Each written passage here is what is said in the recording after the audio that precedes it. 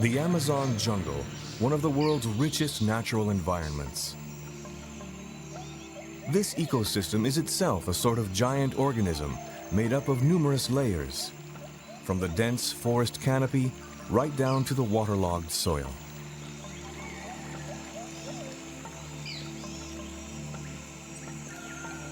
An enormous variety of plant and animal species are found here and nowhere else on Earth.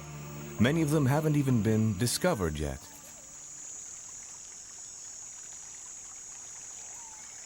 The calm mountain forest in French Guiana is bursting with life. Forest neighbors fear and fight one another, avoid or ignore other species, are born and die every instant.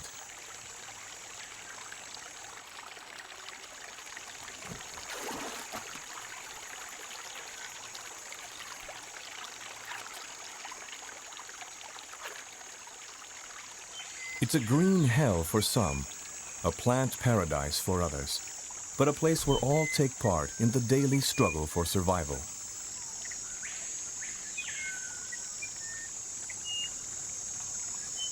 Relationships are constantly shifting as species prey and are preyed upon in the time-honored law of the jungle.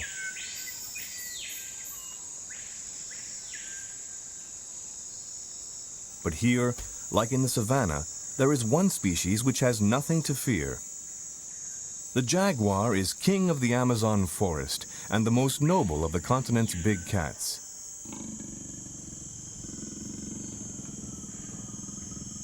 However, this feline shares his domain with another species, perhaps even more fearsome, the Eseton ants.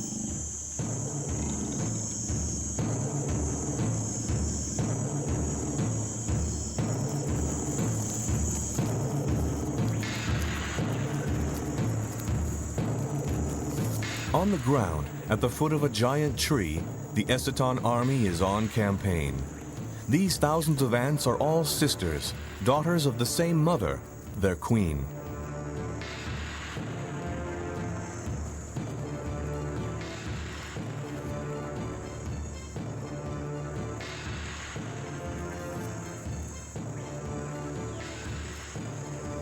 The army's sole task is to find prey and kill it, as these soldier ants have nearly 1 million mouths to feed.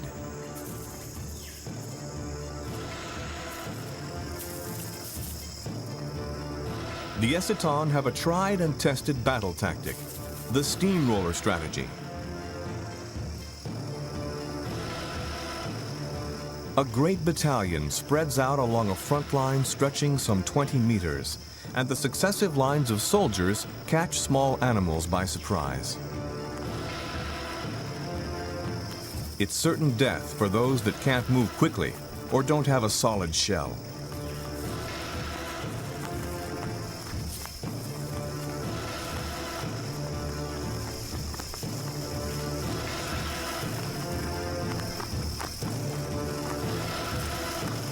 The Eseton react instantly to tactile stimulation, so the more the victim struggles, the more the ant's instinctive aggression is excited, which draws new attackers.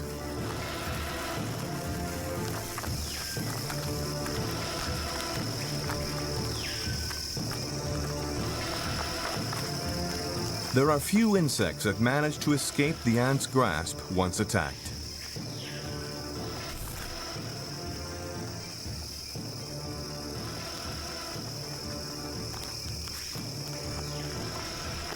Like many insects, ants' behavior is inborn, determined by genetic programming.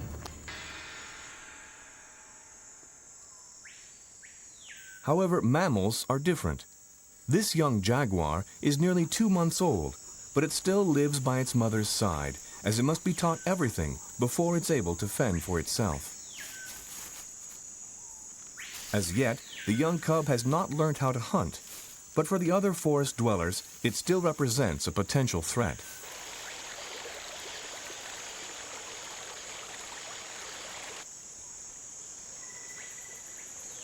The mere smell of these big cats is enough to send a sloth up into the safety of the trees. And very quickly, as the mother jaguar has just sensed the sloth's presence.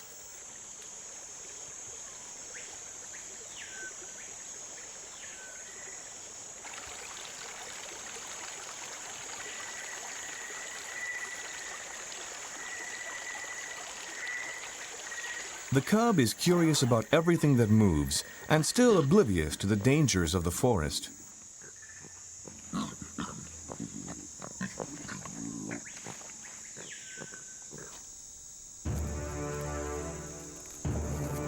In a hostile environment such as this, the young jaguar needs the close presence of its mother if it's to survive. But it will still make many mistakes before it learns what to look out for. Ants have no need of education, as right from the start they are programmed to carry out daily tasks in a routine that hardly ever varies. Mornings are devoted to hunting, and bit by bit the spoils are carried back to the nest.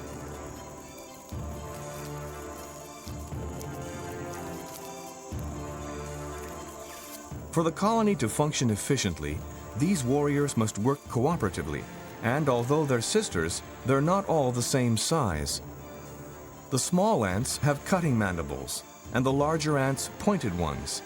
These distinctions mean each ant has a particular role in the capture and transport of prey.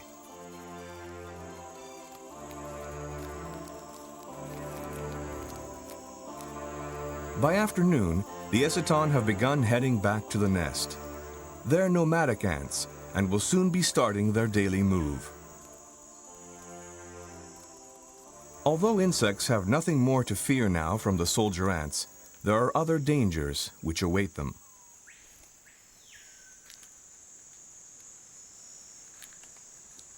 Fortunately for the Callichroma, it's equipped with a very tough shell, which discourages the nephile. Under the tree canopy, towards the end of the afternoon, the forest seems calm.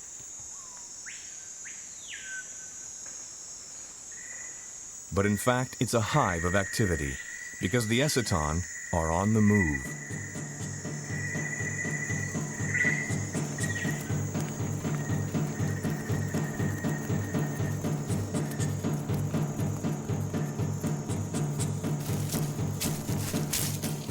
The jaguar cub has awoken from its siesta.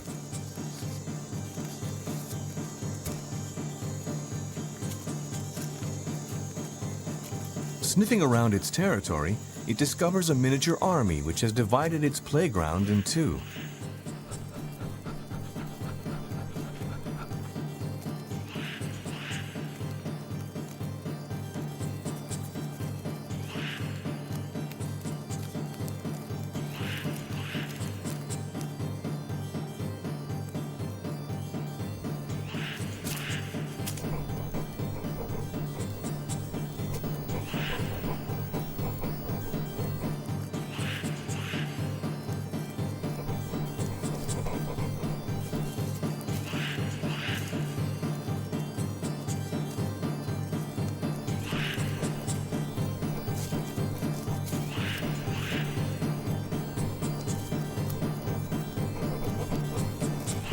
The parade seems never-ending.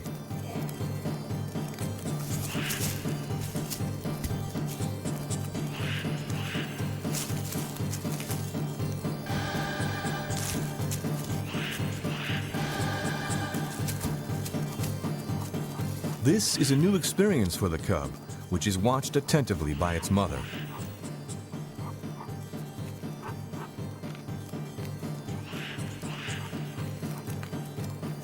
While enriching, it's also painful because Eseton ants carry a sting and powerful venom, which they use freely, but especially should their egg nest be challenged. The new generation is the ant's most precious possession after the queen herself. The larvae are fully developed in just under 3 weeks. However, at this tender age, they can't bear the midday heat, which is why the workers wait until late afternoon to begin the move. The egg nest safety depends on the speed and efficiency of the workers.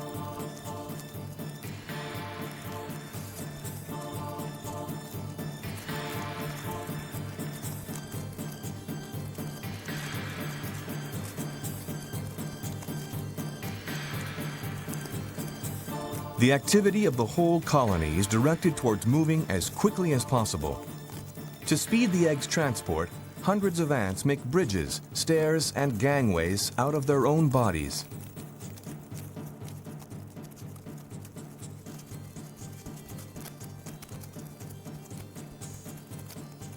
These ants are capable of moving in spurts of up to 1 kilometer an hour, the equivalent of 150 kilometers an hour for man. It's vital they find a new bivouac site before nightfall.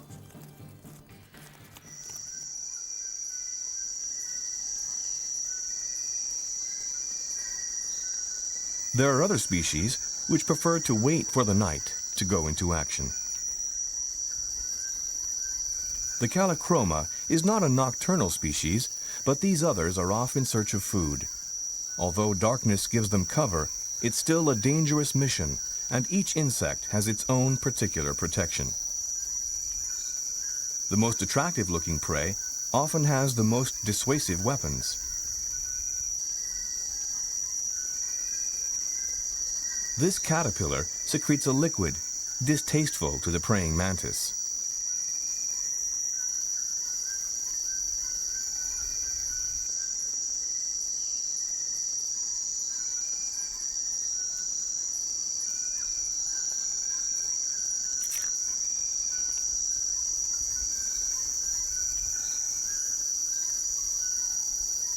The caterpillar is safe, and the mantis will have to find another, less offensive victim.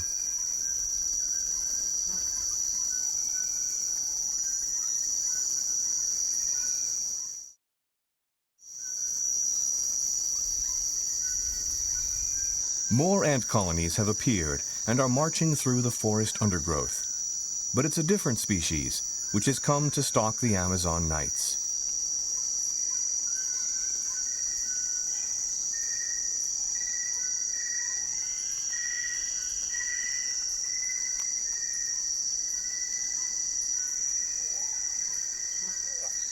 Certain animals, like this toad and grasshopper, spend the day hiding under camouflage.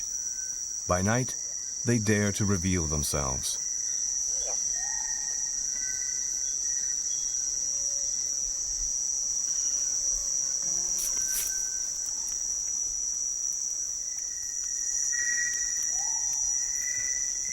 It may seem surprising, but ants are active in even greater numbers by night than by day.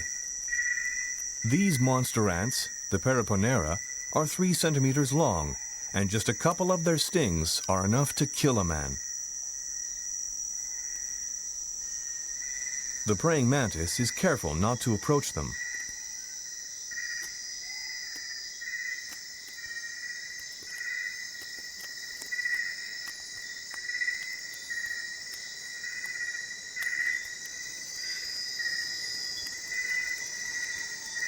The grasshopper doesn't attract the attention of the red ants. They're too busy carrying their strange loads. In fact, they're not soldier ants, but vegetarian atta ants, leaf cutters.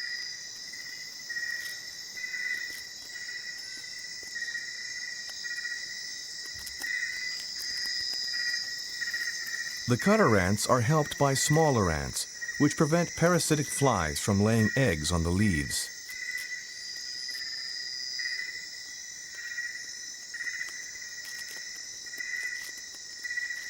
Atta ants will cut up all sorts of different plant forms. The diversity of their harvest is reflected in the variety of the forest.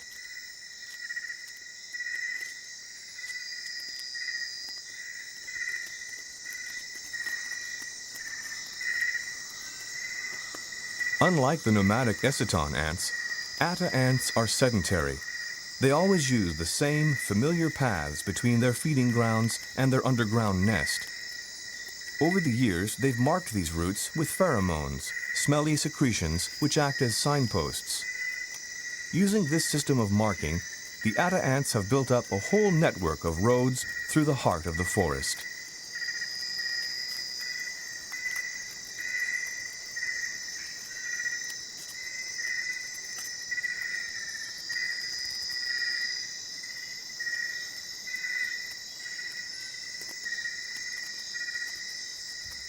Relative to their size, these ants have the biggest muscle fibers of the whole animal kingdom, and it's their giant muscles that enable them to carry up to 40 times their own weight.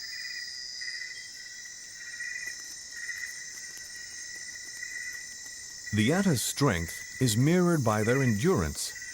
In just one night, bushes, even entire trees, can be completely defoliated.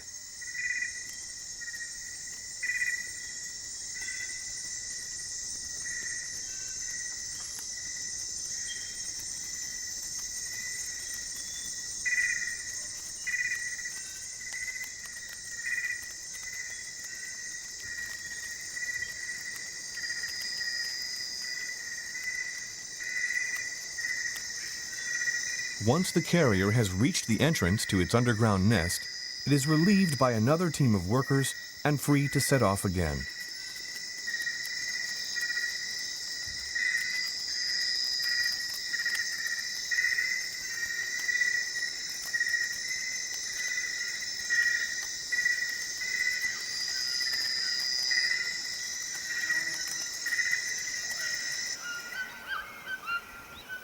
Near the Eseton bivouac, the ants are still not very active.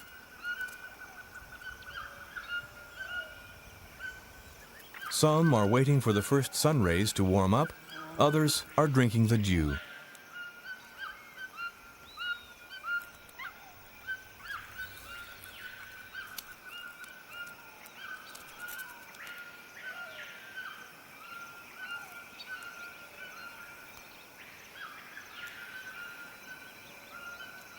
Many insects start their day by washing and cleaning themselves.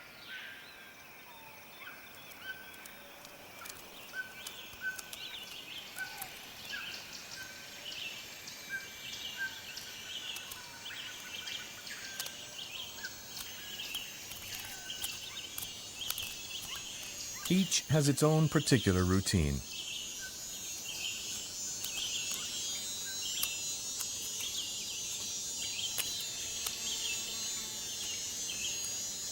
While reptiles need the morning sun to kickstart their metabolism. In the tropics, the thermometer climbs quickly, and in just a short while, these cold-blooded creatures are awake and ready for action. Atta City is buried a meter beneath the surface. The ants have all returned to the colony, but not to rest. Even though they've worked throughout the night, the leafcutters are still busy in their underground garden. These ants carry some 10 kilos of leaves back to their nest every night. The plant matter is chopped, chewed, and ground up into a compost, which the ants use to grow mushrooms. It's the mushrooms which serve as a food source for the larvae and worker ants. The young are raised in the production sites, with 100 or so chambers scattered throughout the underground city. The workers gather small bundles of fungal fibers to feed the larvae. Atta ants have different tasks according to their size. The smallest can get into the tiniest corners of the mushroom beds, while the bigger ants act as sentries, keeping watch over the galleries and nest entries.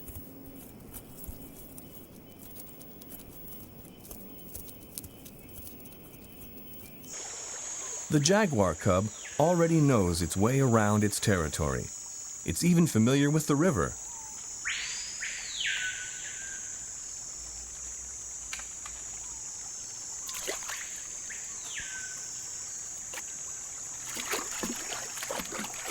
Jaguars are skilled swimmers, and they love water.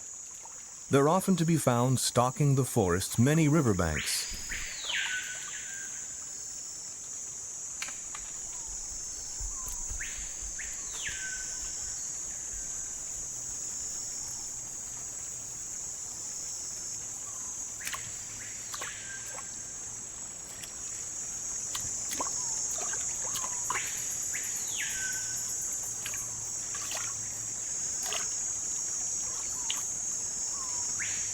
For now, the cub is more interested in playing than eating, and the riverbank provides some interesting encounters.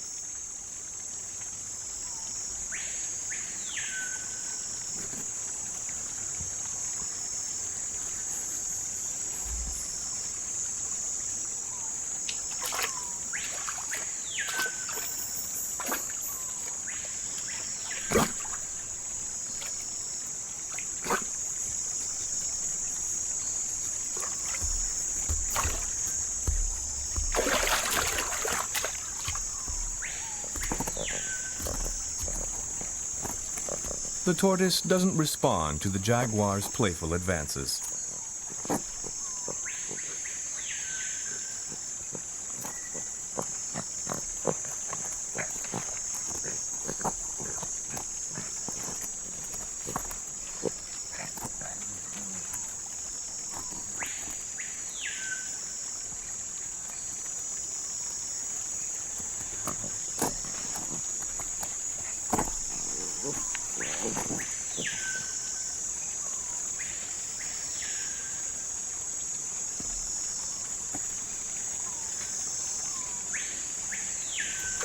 The crab is certainly more dynamic, but its defenses are painful.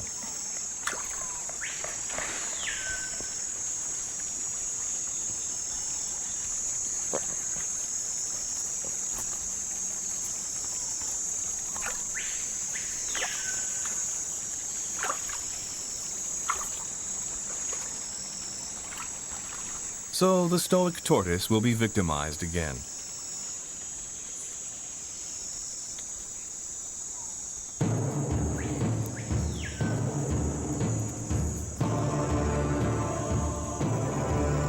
Play is not a behavior Eseton ants are familiar with. They leave their bivouac every morning to go hunting, and if they come across another ant's nest along the way, they will loot it. These larvae are nourishing and easy to carry. The Eseton don't kill them. Instead, they are stored for several days in case of rain, as the ants are unable to hunt when it's wet.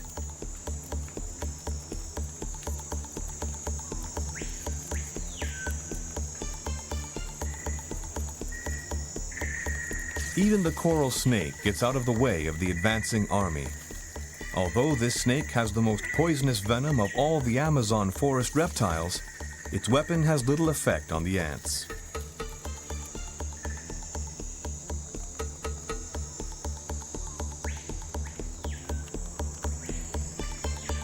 Instead of escaping, some species try to camouflage themselves.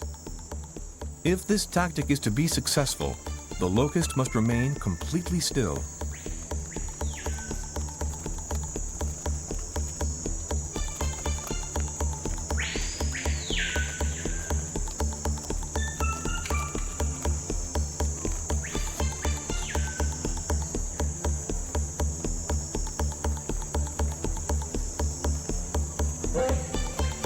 The callichroma is unable to keep motionless.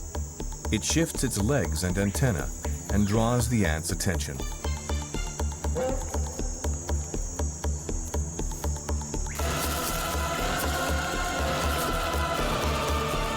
On the ground, the Eseton soldiers continue their advance.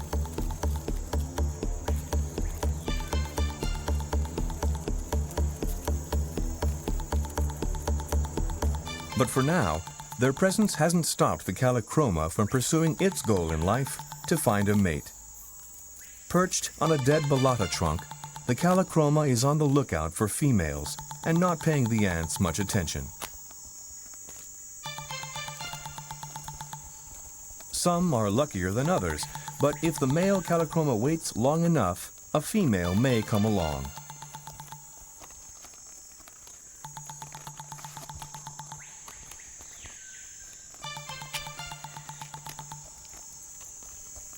However, competition is fierce, and the ants are dangerously close.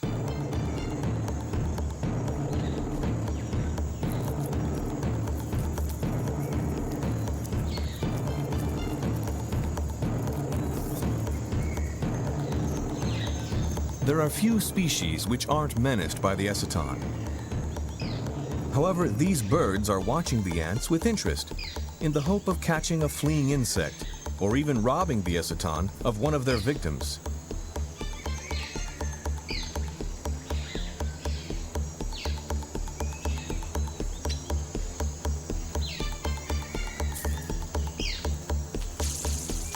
Other opportunists wait for the camouflage specialists to make a fatal mistake and reveal themselves. That's what this liana snake is up to.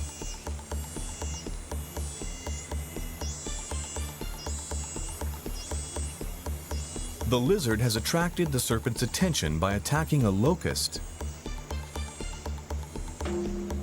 And the prospect of a meal of locust-stuffed lizard is worth approaching carefully.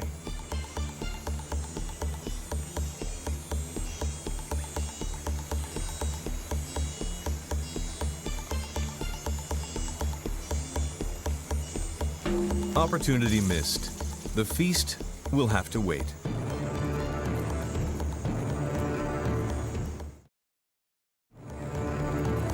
This new raid has lasted nearly 4 hours and resulted in between 1,500 and 2,000 victims. Dissected and mutilated, the insects are carried back to the bivouac by some of the troop, while the army continues its campaign. This grasshopper is experimenting with the camouflage method of defense.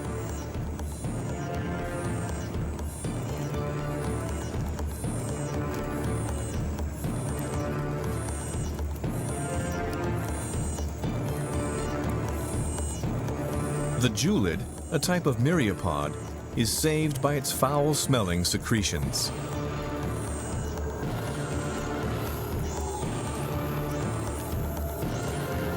But the grasshopper's escape route has landed it right in the path of a cohort on the march, and its struggle has focused the ant's attention.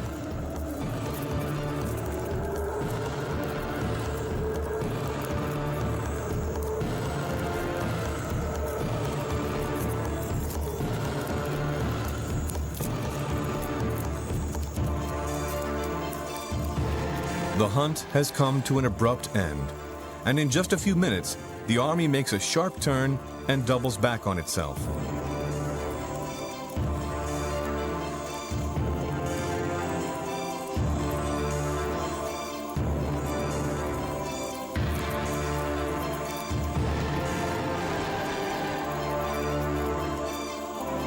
It is no doubt the position of the sun which has sparked the ants' retreat. In the afternoon heat, the prey risks drying out before it can be carried back to the bivouac. And the pheromones, left by each ant as a signpost for the next, disappear in the sun.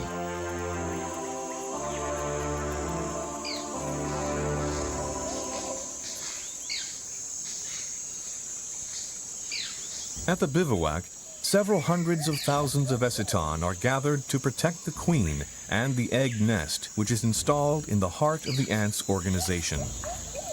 The day's spoils are shared between all the members of the community, workers and larvae alike.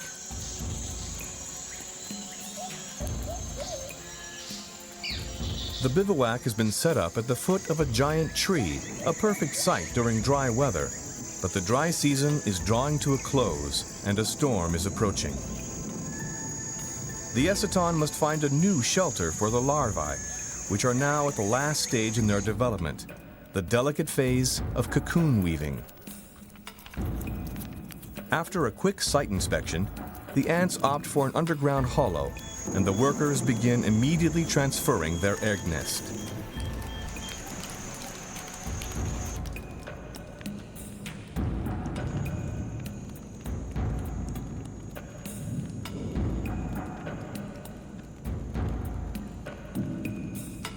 As the rain begins to pierce the tree canopy, the ants manage to set up a bivouac annex underground, following an energetic mobilization.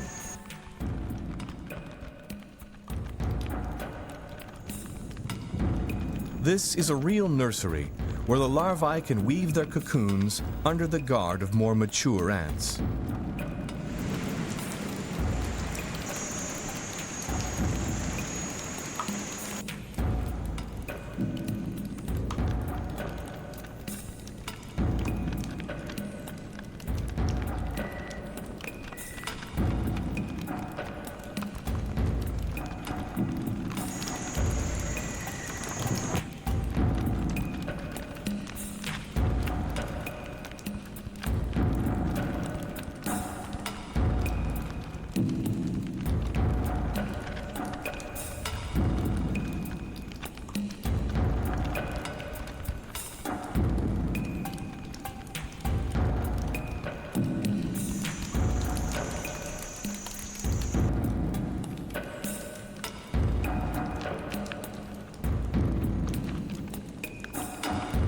In the tropics, rain showers are often as brief as they are sudden, and the sun is already shining again on the bivouac.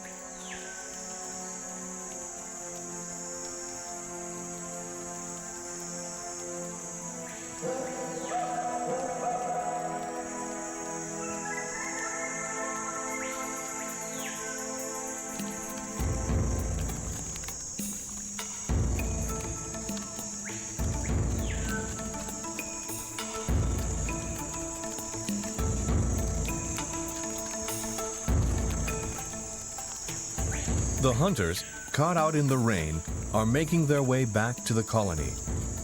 Meanwhile, underground, most of the larvae have already finished weaving their cocoons.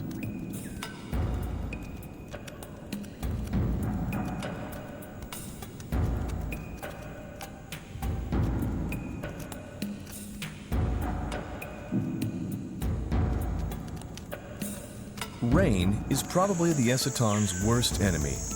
If it continues long and hard, it can prevent soldiers out on a raid from returning to their nest. Scent marks are washed away, and the ants can no longer find their bearings. During the rainy season, it's not unusual to see small colonies of Eseton ants wandering around the forest floor, looking for their nests.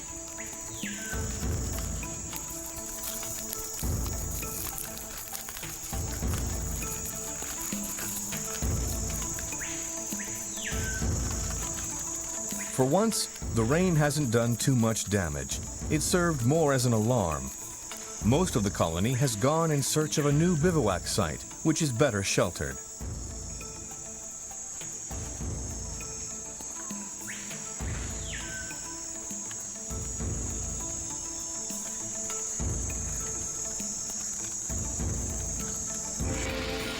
In the nursery, a rare event has just taken place. An unusually large ant has just broken out of its cocoon. It's a young queen. This ant gives off certain pheromones which encourage workers to take particular care of her. Although competing Eseton queens fight each other, it's not a physical combat like bees. Instead, they use their pheromones to try to draw the most number of followers.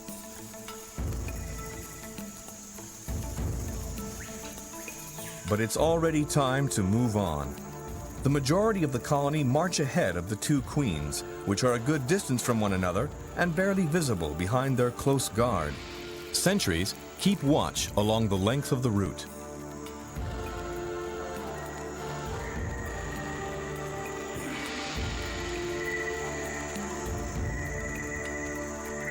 The right of precedence is respected, and the queen mother marches ahead of her daughter. But these daily migrations have damaged her feet, and she can't move quickly. So the young queen soon catches up with her mother's group.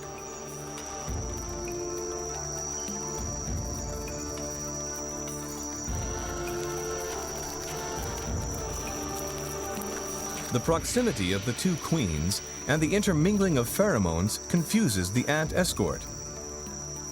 The procession stops suddenly in disarray.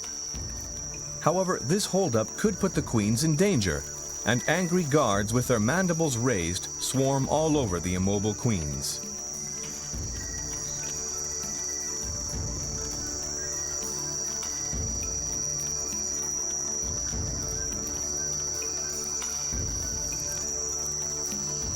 The sun is setting, and the ants must move on and set up the next bivouac before nightfall.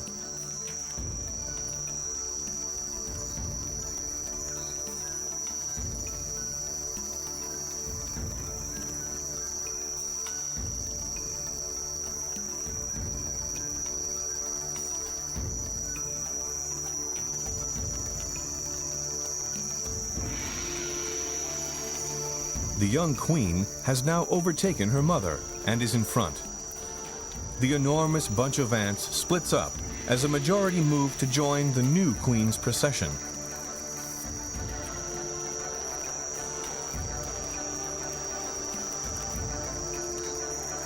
An important number of ants now accompany her, swelling the ranks of her train, which is moving increasingly quickly.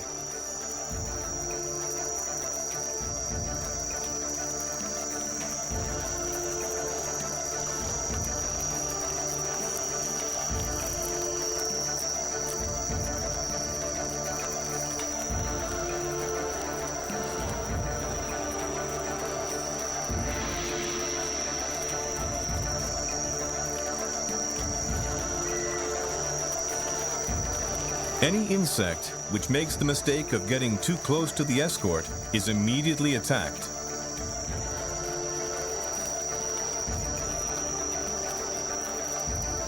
Bridges are built and removed along the army's route to speed its passage.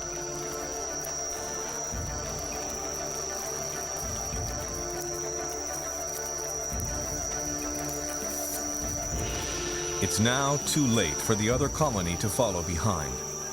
The cohort loyal to the old queen turns back towards yesterday's camp, which is still quite nearby.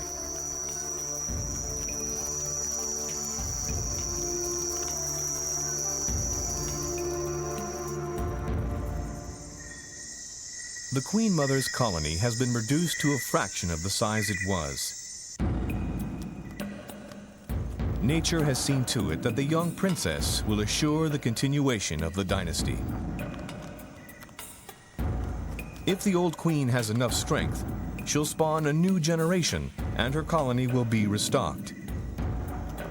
If she dies, all her workers will die as well.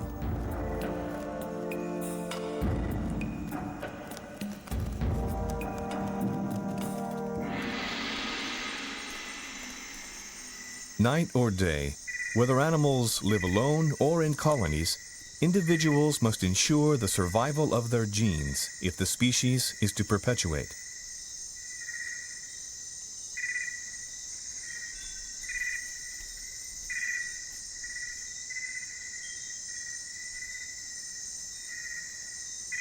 A single leafcutter queen carries the genes of several million individuals.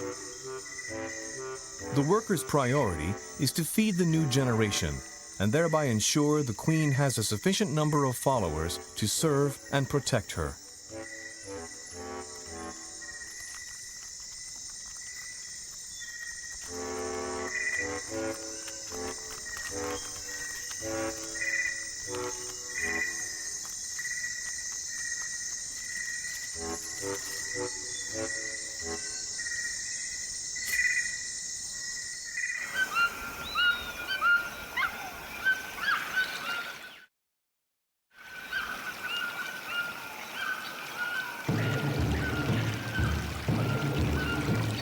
The Eseton have a new queen, but their genetic programming hasn't altered.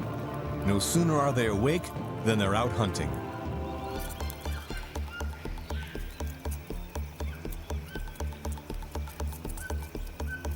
The Eseton are not a threat for the iguana. In fact, the ants do the reptile a service by ridding it of the parasites lodged between its scales. The Eseton squadron has reached the galleries which access the atta's nest.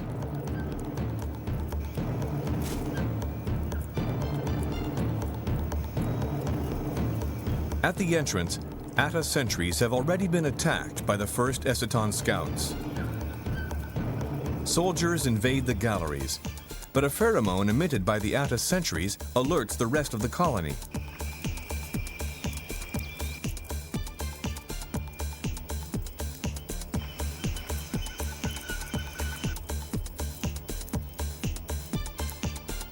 A meter underground, the first mushroom bed has already been attacked.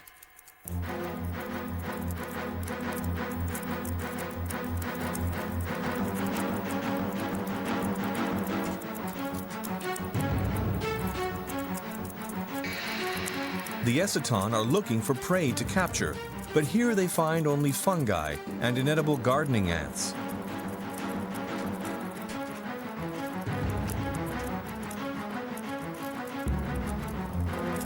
The atta rely on their giant guards to defend their nest.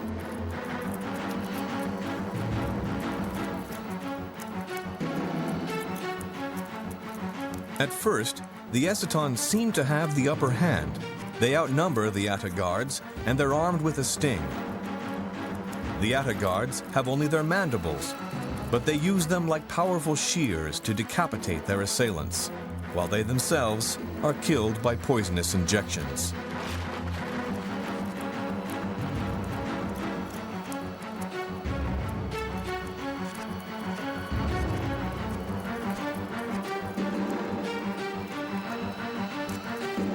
The complicated organization of the atta's nest makes it difficult to loot thoroughly.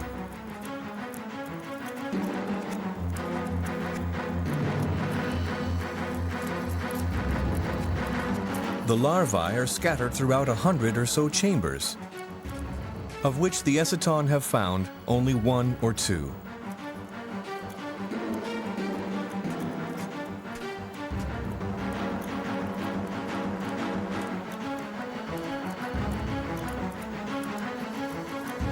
The atta guards have put up a determined defense, resulting in meager spoils for the Eseton, a mere dozen nymphs.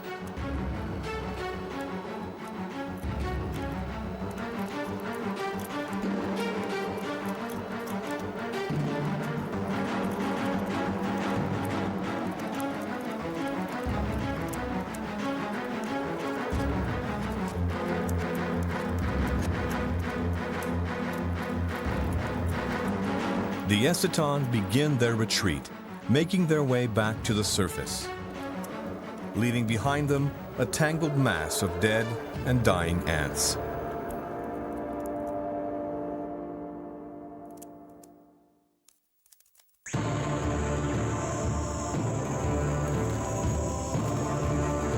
Outside, most of the army is still engaged in small skirmishes. A large megasoma tries to protect itself by hiding under some leaves.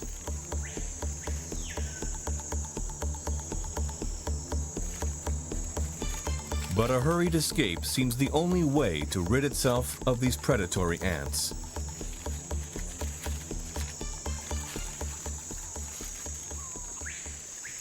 Meanwhile, what has become of the king of the forest during these miniature battles? Has the young jaguar finally learned to hunt? No, it still seems to be out looking for playmates, and is intent on distracting the attention of a coati who's hunting for food.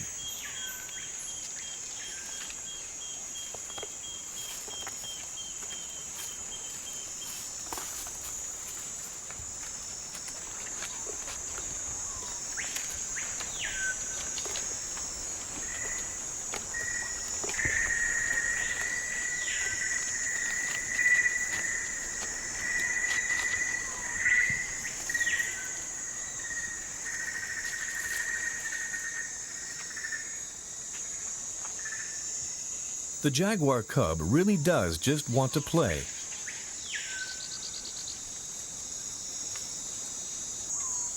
However, its mother, ever watchful, has other ideas.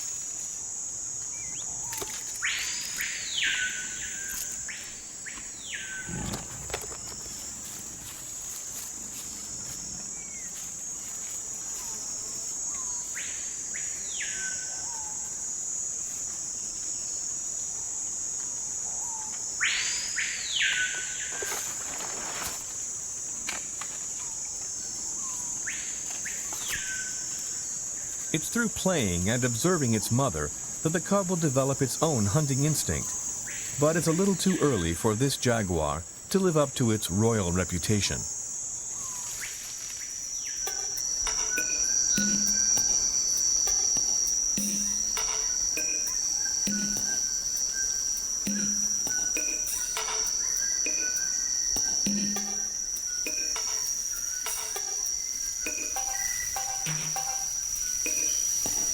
The Eseton colony with its new queen is now at the peak of its cycle.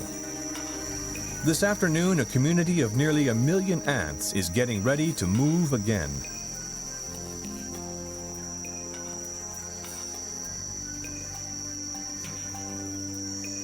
The new workers have all hatched out of their cocoons, and from the young queen to the youngest soldier ant, all are sisters in the Eseton task force.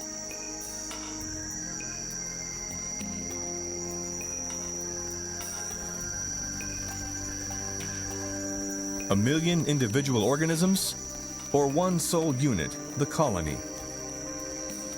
The Eseton are at once ferocious predators and self-sacrificing individuals whose behavior is directed toward the good of the colony and the survival of the species.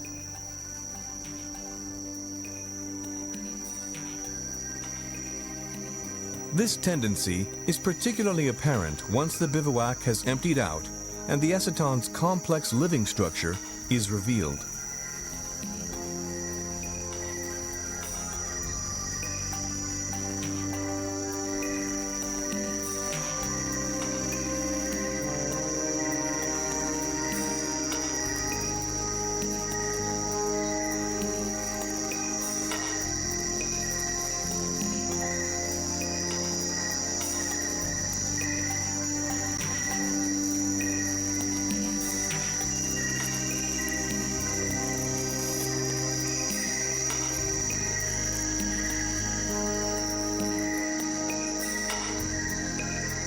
Every Eseton ant can become a construction worker.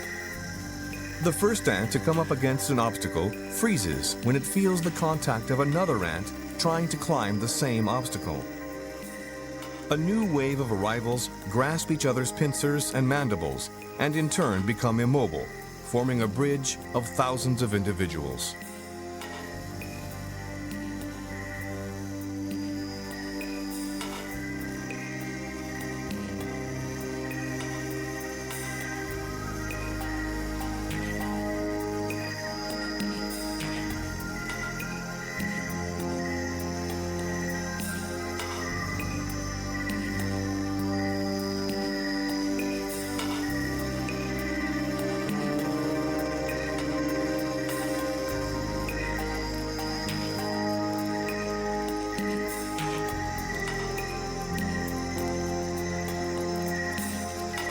When food is plentiful, a generation of winged male Eseton hatch. Once they're mature, they leave their colony to fly towards other Eseton nests to fertilize the queens. In this way, each colony's genetic stock is renewed and evolves.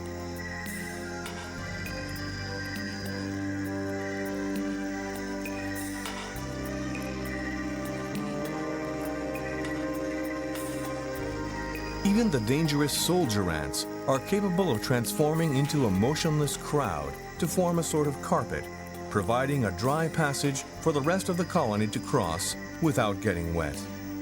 Although the Eseton appear invincible, red beetles have succeeded in living off of them parasitically.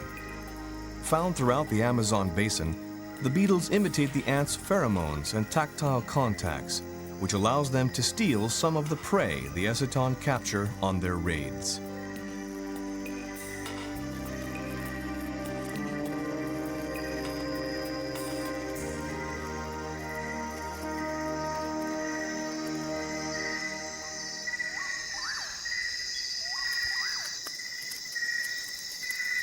Night falls again, and the leafcutter ants are once more out harvesting the forest in French Guiana. They seem unperturbed by the earlier Eseton attack. Here in the Amazon, from the novice jaguar cub to the perfectly programmed warrior ants, each individual has its unique place in the ecosystem.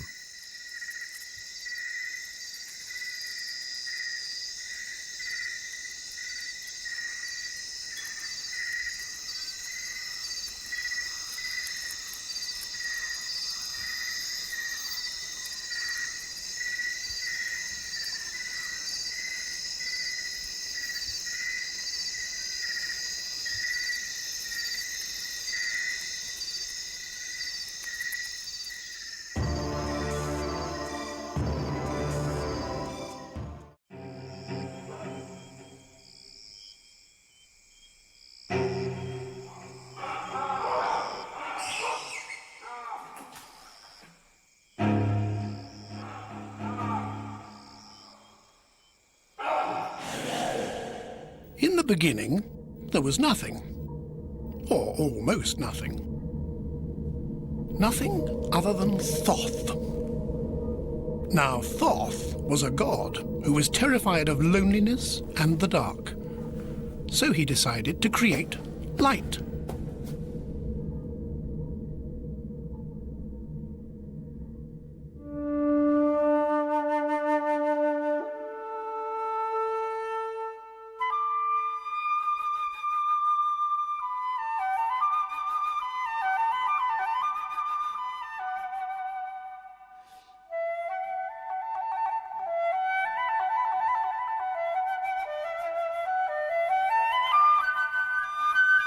Then, like every self-respecting but bored god, Thoth invented a world of mortals. He created Earth. On this Earth, he implanted the first living creatures, trees. He gave them a vast, fertile Garden of Eden, the plains of the Masai Mara in East Africa.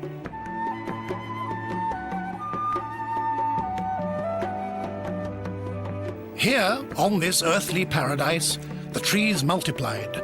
Acacias, cumbis, redwithes and balsams soon formed a uniform green belt. All these trees grew up together, side by side, with one exception, a solitary fig tree. This one took root near the Talek River, which flowed at Thoth's will. It was a tree without equal in majesty and could be seen from afar.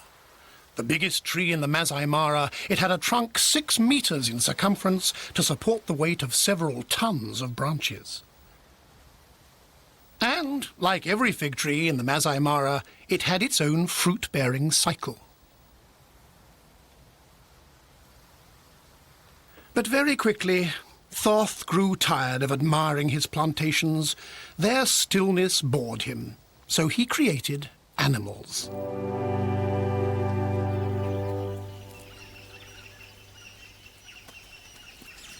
The animals had the ability to move about, much more entertaining, and Thoth even hit on the idea of giving the animals the still plants to feed on. That way, everything was taken care of. Or so Thoth thought. But he'd forgotten about a certain animal, covered in hair from head to toe, except for its hands and muzzle. There's no doubt about it. It was an animal Thoth had created in his own image. A monkey, the Anubis baboon, the being Thoth wanted to be perfect, but its creation was quite an adventure. Thoth's first baboon creation was a 20-year-old male. Let's call him Alpha. Convinced that, like himself, his creation was terrified of being alone, Thoth immediately provided him with not one, but several females. 70 centimeters tall and weighing 30 kilograms, Alpha is twice as imposing as his companions. However, his physique doesn't mean that he's the patriarch. In fact, it's the females and their offspring who form the tribe's nucleus. The males protect and fertilize the females at the females' disposition. And so it was, as Thoth willed. But the females aren't exclusively for Alpha. He has to share them. And these two, 6-year-old Homos and 8-year-old Molos, want a piece of the action. They're already looking for a place in the adult male hierarchy, which spells trouble for baboon politics. But we'll come to that later.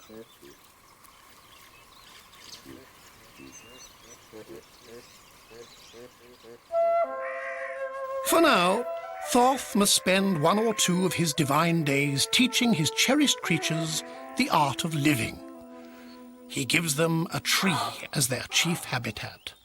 Not just any old tree, but the Masai Mara's giant fig tree. It's a place where they can meet, sleep, and use as a lookout post.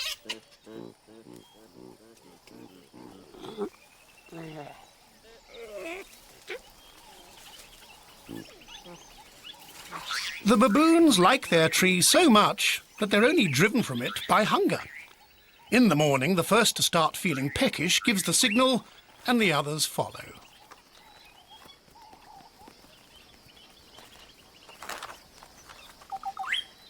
As soon as the canopy's tenants have left, the occupants of the 2 lower levels appear. First are the ants. They feed on the dead bark.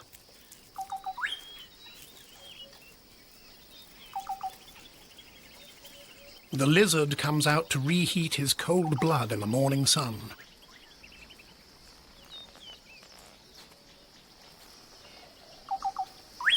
Further down, a rat lives in the fig tree's root labyrinth.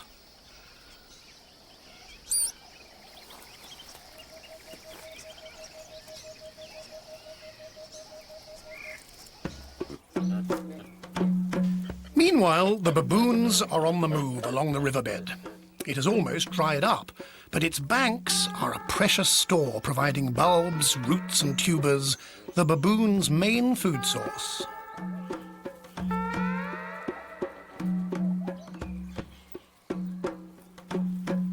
The adults stuff themselves while the young play, knowing that after their mothers have eaten, well, it will be their turn.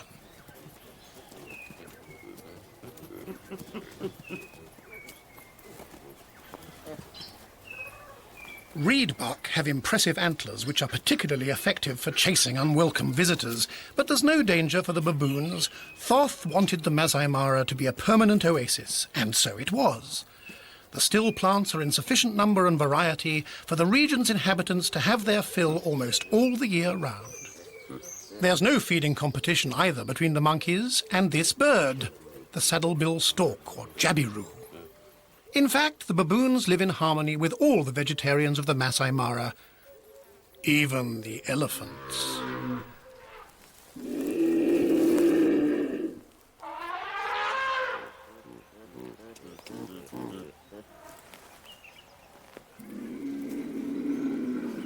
The baboons' search for food takes them to the opposite riverbank, far from the fig tree.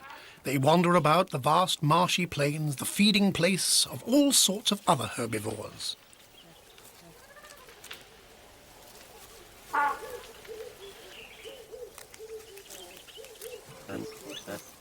For pulling up grass and unearthing bulbs, the baboons have a number of techniques that they can use simultaneously: the fingers, especially the thumb, the fingernails, teeth, and lips.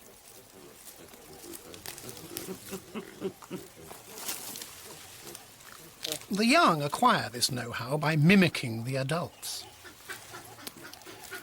The baboons take their time eating, so much so that they've spent 6 hours of their first day of existence feeding, and it will always be so. At the end of the afternoon, Alpha gives the signal to leave, the feast is over, and it's back to the fig tree for the troop. Thoth doesn't lose any time himself in falling into a blissful sleep, safe in the knowledge that he has created the perfect world. On Earth, too, it's time for bed. Darkness falls and all the members of Alpha's troop are settled in for the night. Each one chooses a branch and a comfortable spot. Baboons sleep for about 8 hours a night in 2-hour cycles. Just as well, because like Thoth, they are terrified of darkness and have very poor night vision.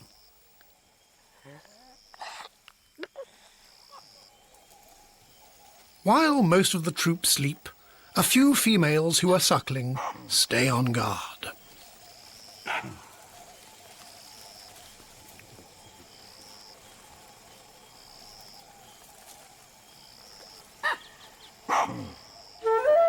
Up until now, everything is going well for the baboons. But one fine morning, Thoth woke up with a furious craving for figs. Bursting with goodness, the fruit of the most beautiful tree in the Masai Mara is at last ripe. Thoth has been jealously guarding these figs for a long time, and they are forbidden to all mortals. To ensure his wishes are respected, Thoth has dispatched an emissary to Earth. The divine guardian is the same color as the forbidden fruits. His name is Green Mamba. A camouflage ace with mortal venom. In some, he's a dissuasive character. Thoth knows Green Mamba's operating instructions. Leave to heat for several minutes in the morning sun. When its cold blood has attained ambient temperature, it's capable of detecting any suspect movements. And just a few minutes later, its forked tongue can capture odors floating in the air. This is how you obtain a green mamba fit to kill outright any fig-loving baboons. The baboons are not aware of Thoth's plans, but they're instinctively mistrustful of all animals who don't enter the category eater of still plants. Still, they just can't resist the temptation of the ripe figs, so they try to distance themselves from this strange animal who tries to pass himself off as a vegetable.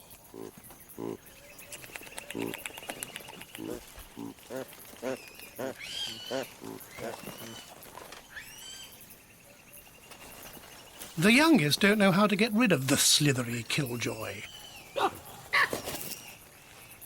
Alpha has developed a safe and efficient method.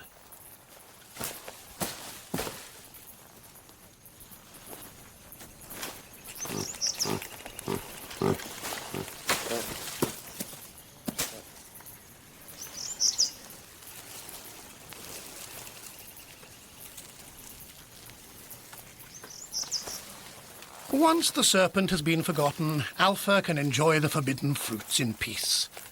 But what is written is written.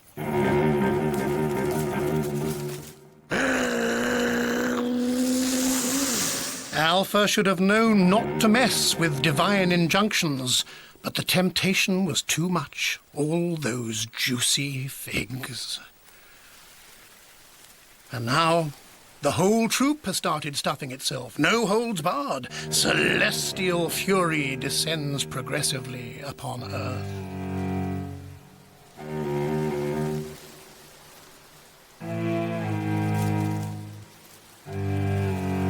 For each fig plucked, eaten, or spoilt, the anger of Thoth gathers force over the savanna.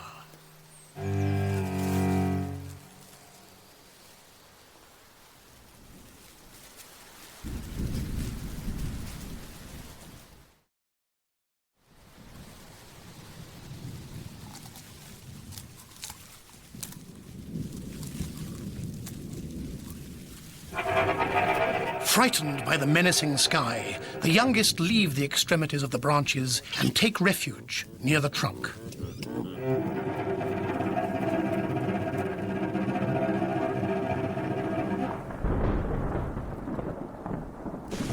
But Alpha isn't intimidated, and he carries on eating regardless, provoking Thoth to open the gates of the heavens. Torrential rain begins to pour on the Masai Mara. It will continue every day at dusk for 2 months, because it was Thoth, after all, who invented the calendar and the seasons. The first season is the short, rainy season.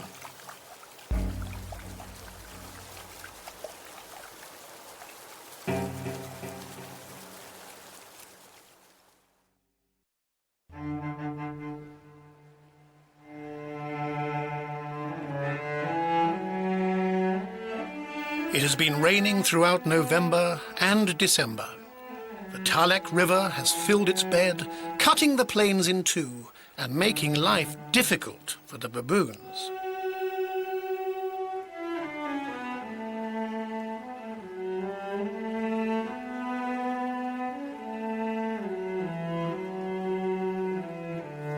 The baboons were accustomed to crossing the river on foot in search of food, and now they'll have to find another way across. Once again, Alpha's experience should help them to find a solution to the problem.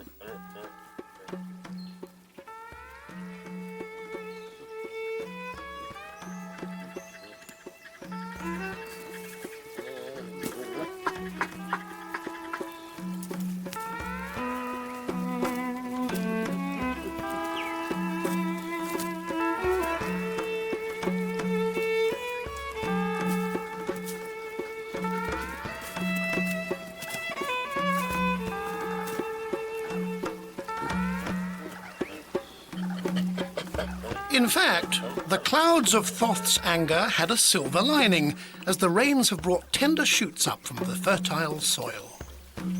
There's no need anymore to travel far and wide to find food, and the young baboons profit from their extra leisure time to invent a new game.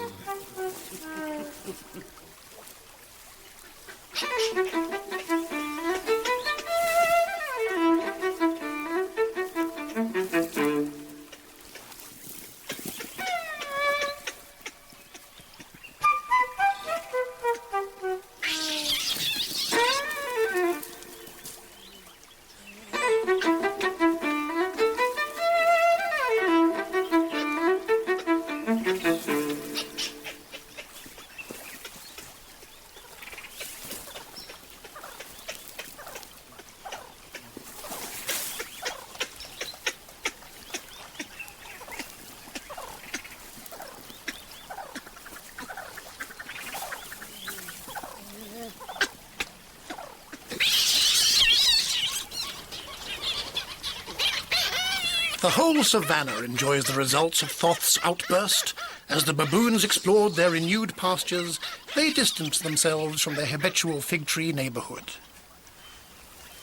And a solitary elephant makes the most of their absence to gather some burgeoning green branches.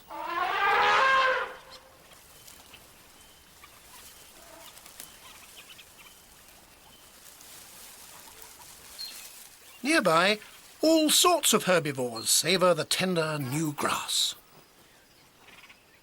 And not far away, some termites are also making the most of the changes to their environment. The rain showers have broken up the soil, enabling them to build their earthen cathedrals. The savanna's profile will soon take on a new form when the work of these labourers is completed in a few days' time. The rains have stopped, and the humid heat begins to reduce the river flow. It becomes almost stagnant.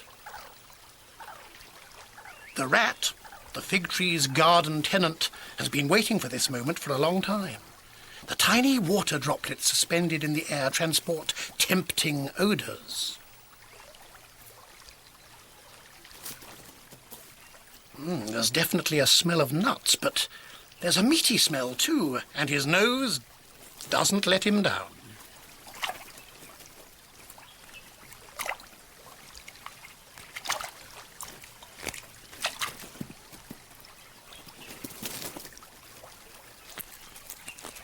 It was exactly what he was hoping for, a xylophage beetle larva. The dead wood that these larvae have been consuming gives off the nutty odour. With its cutting incisors and rasping molars, the rat's teeth are perfectly adapted for its omnivorous diet. Once it's been crushed, the larva will be gulped down in a few minutes. The rat appears to be very hygienic, but there's more to it than that. It has to get rid of the nut smell trapped in its fur before it can sniff out more prey.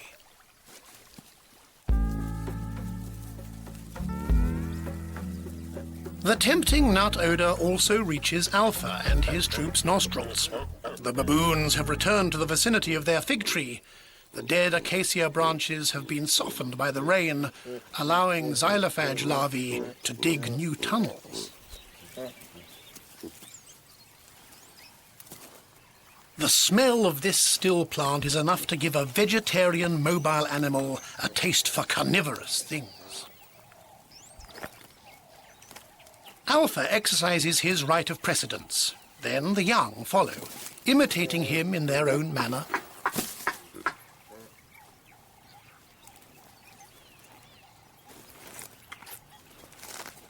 But hierarchy obliges them to give up their place when another adult comes along.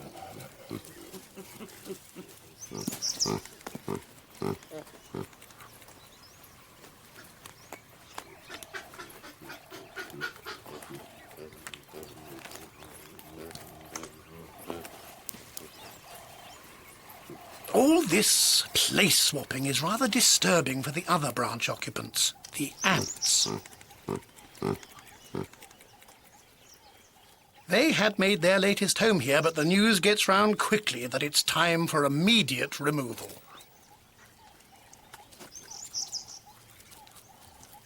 The scouts get their information from their antennae, and they're insistent. There are no other emergency exit tunnels within the branch, so the move has to be made by the exterior, under guard of the soldiers. Oh, and bypassing, if possible, the hairy, non-identified objects.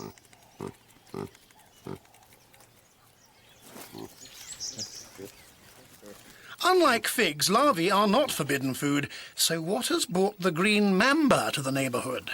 Well, it's not the baboons, but a potential prey, a lizard.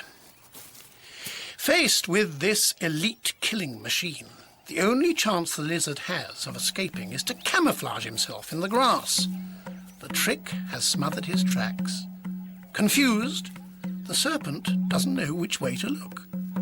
And watch carefully, because there's about to be an incredible reversal in this situation.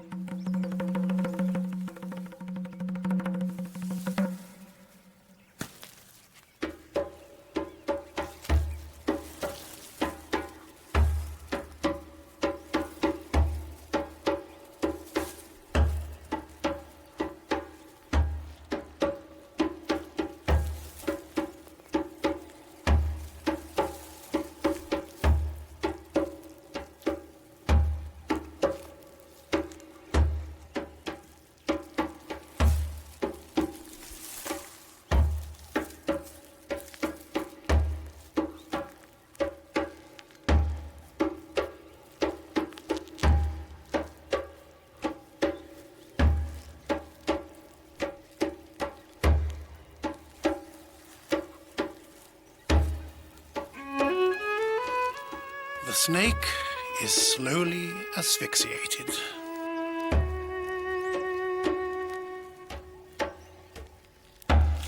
Thoth is furious. He's just lost his most precious secret agent. He orders a great rainy season, a downpour without precedent.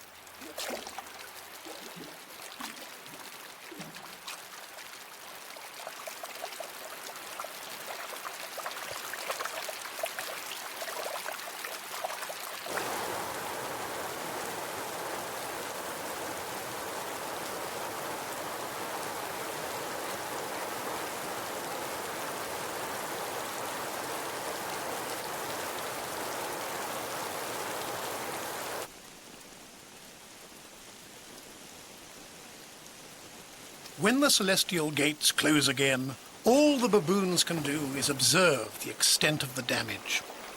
Water has invaded everything.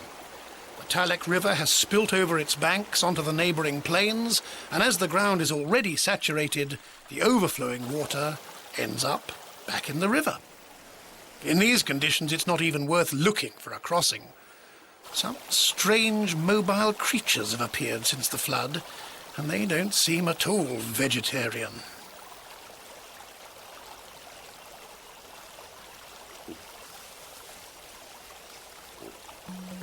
To get across to the other side, the only solution is a huge leap.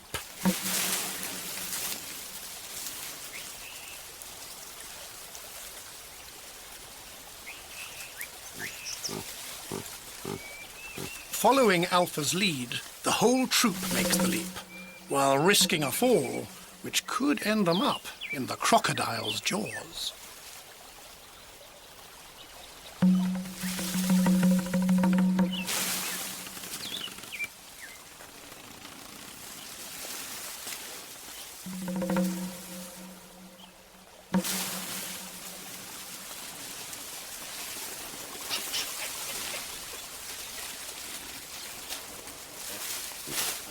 The problem with jumps from a high to a low point is that backtracking becomes impossible.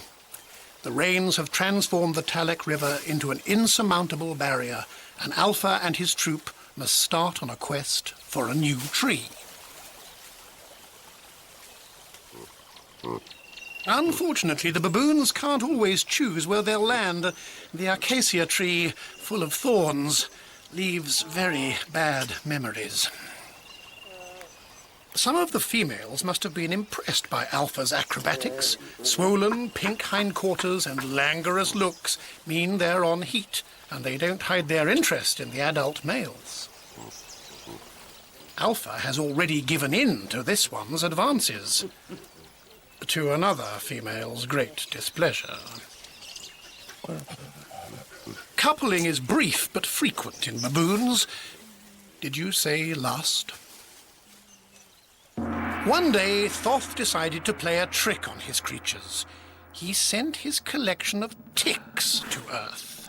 Passed on from one baboon to the next, the blood-sucking parasites soon spread through the whole troop. Even by scratching conscientiously, it's impossible to get rid of them. The baboons have to help each other out. Gradually, mutual tick removal becomes inscribed as an important ritual in baboon social relationships. Often, the highest placed in the hierarchy are groomed by the lower ranking, like Alpha here, who's enjoying the attentions of one of his companions.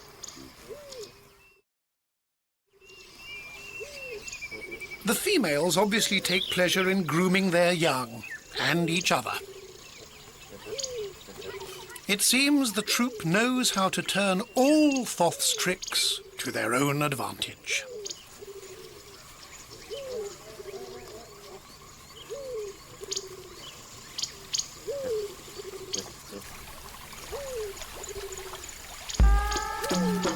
Now that they've made the jump and found themselves on the other side of the river, the baboons have to find a tree to spend the night in.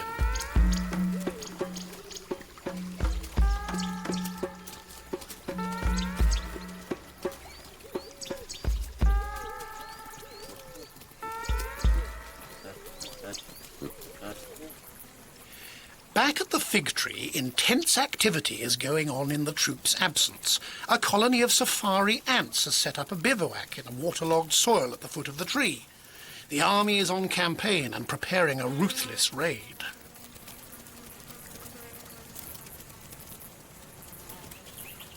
The first find, an excrement dating from the solitary elephant's last visit. Not very interesting at a first glance, but the question has to be more deeply explored. The safari ants know that underneath the droppings, other underground specialists are drilling tunnels to supply their nests. Gangs of safari ants attack the termites.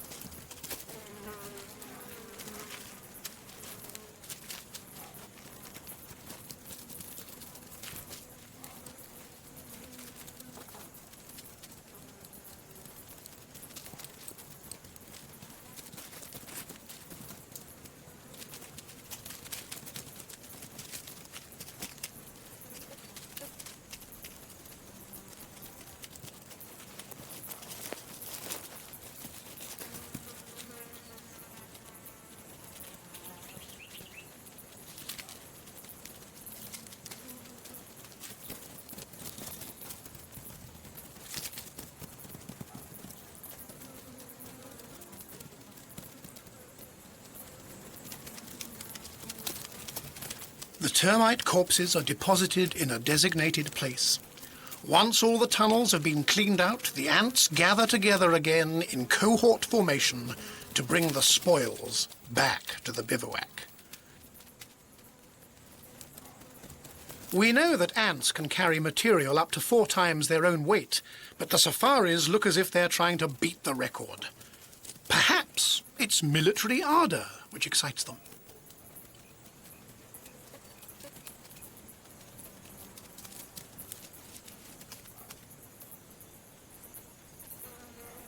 A few kilometers away, on the bank of the Tarlik, Alpha's troop is still looking for a new tree. In their search, they come across the creatures who invaded the river. From the looks of their teeth and their powerful bodies, they definitely aren't still plant eaters.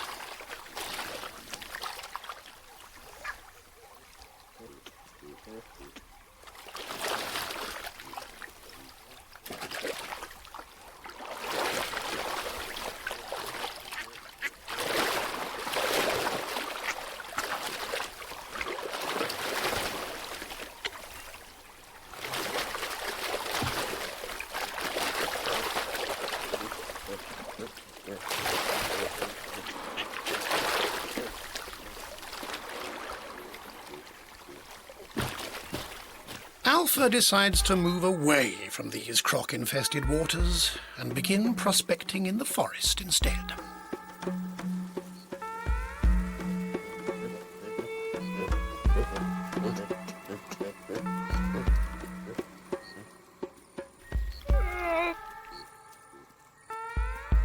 In the underwood, the baboons meet a herd of impalas. These vulnerable animals are often found in the company of warthogs, whose intense aggression comes between the impalas and lurking predators. Like this hyena, for example. The warthogs stop grazing the still plants to form a dissuasive barrier and send the hyena back where it came from. Simple and efficient.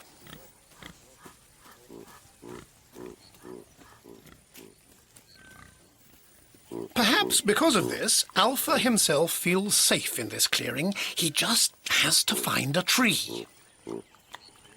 All the trees look the same, and none of them is big enough to host 40 baboons. For once, the troop won't be able to sleep together tonight.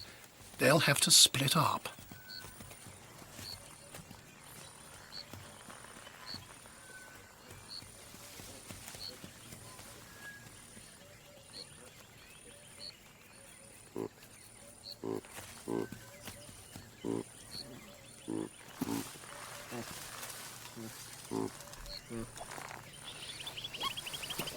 For safety reasons, the youngest gather round Alpha, where they can play without danger and come to an agreement as to who's sleeping where in the new dormitory.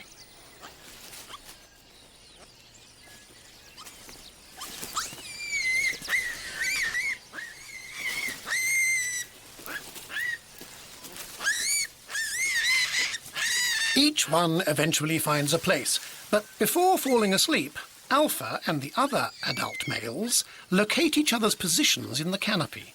In the darkness of the night, they stay in vocal contact.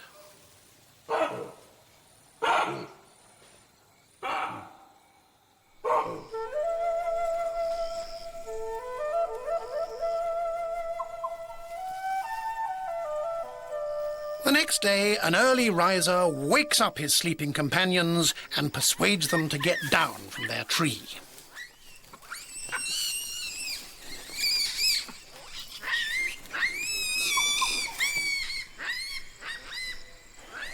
But what can they do in the early morning fog except wait for the others to wake up?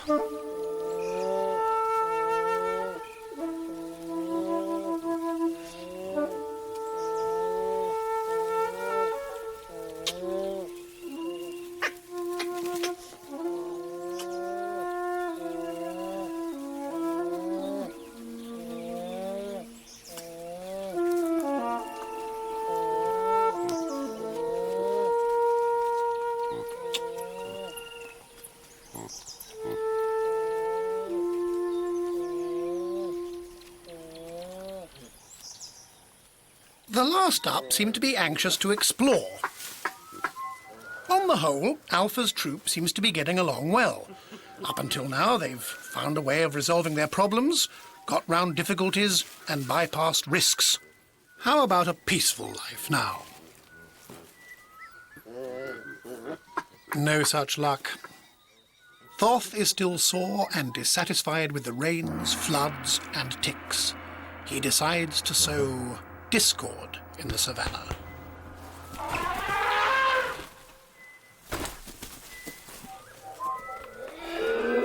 If there's a fight spoiling, Homos is always around. Facing him is his elder brother, Molos, and Molos is thirsty for power. His intimidating behavior gives away his ambition to usurp Alpha.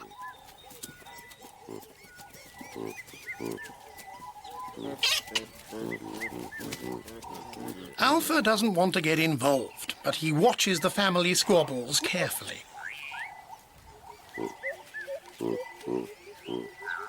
To avoid fighting, Alpha craftily holds a youngster next to him, for the little one's protection, but also as a shield. Molos makes the first charge, but is not very insistent. Baboons prefer to use dissuasive force before coming to blows.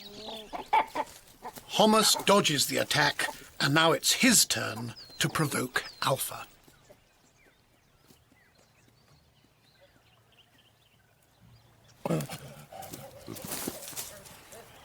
But Alpha remains neutral. Mollusc, however, still needs to vent his aggression, so he turns on his brother.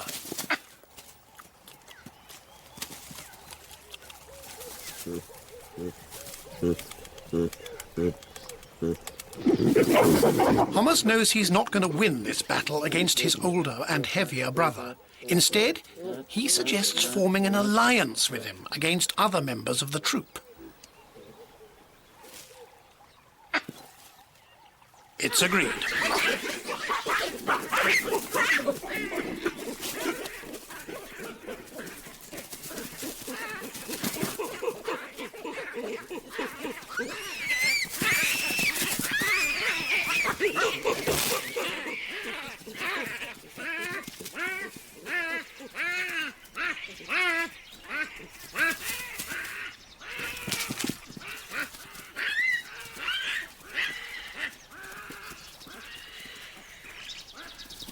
But the other baboons prefer to flee from these two troublemakers. All that's left for them to do is to try to challenge Alpha again. He still hasn't moved.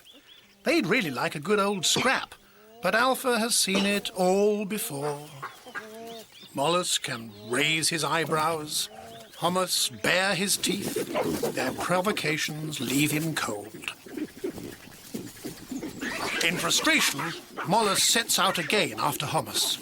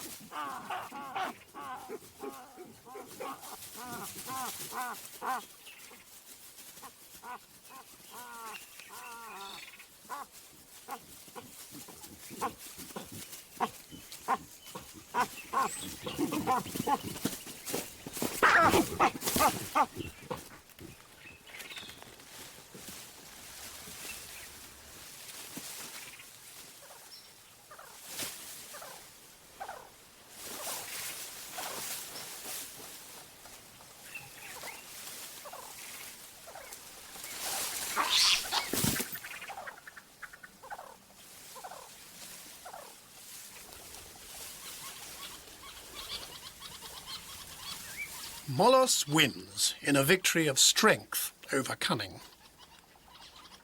Hommus took a nasty fall from the top of the tree, and the only thing he can do now is to count his battle wounds. A damaged wrist, no question of taking part in a coalition against the youngest now.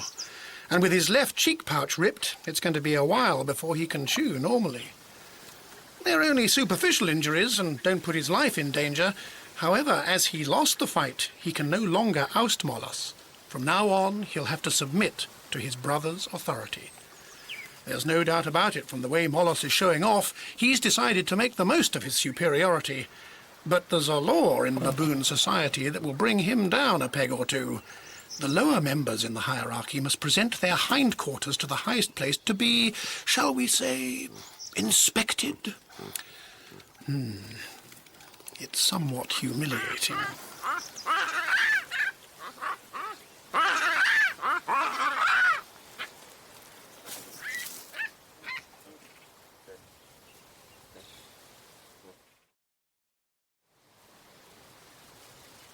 With all that's been happening, the troop hasn't had a single meal. So it's time for Alpha to move them along and lead them to a feeding ground. Contrary to habit, as if he had a premonition, Alpha decides to leave the youngest in the clearing near their tree and set off ahead as a scout.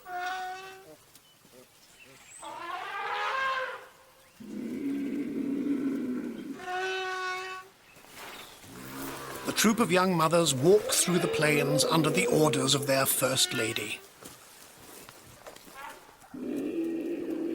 Alpha is reassured. He knows that these eaters of still plants mean no harm. The troop can come and feed here. But where are they? They ought to be at the edge of the wood, waiting for a signal from him.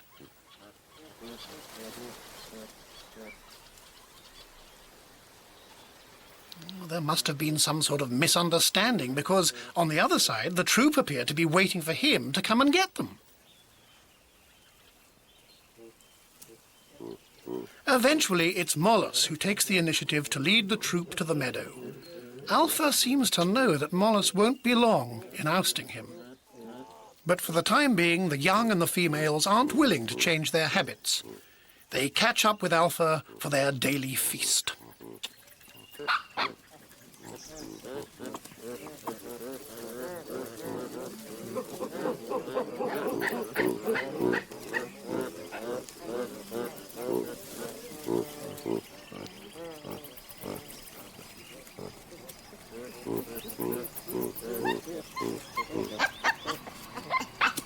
Even with his experience, there are some things which leave Alpha perplexed, such as Mollus's behaviour. For several days now, he seems to have had one thing in mind, getting to the top of the social ladder, and yet here he is, presenting his hindquarters to show his submission.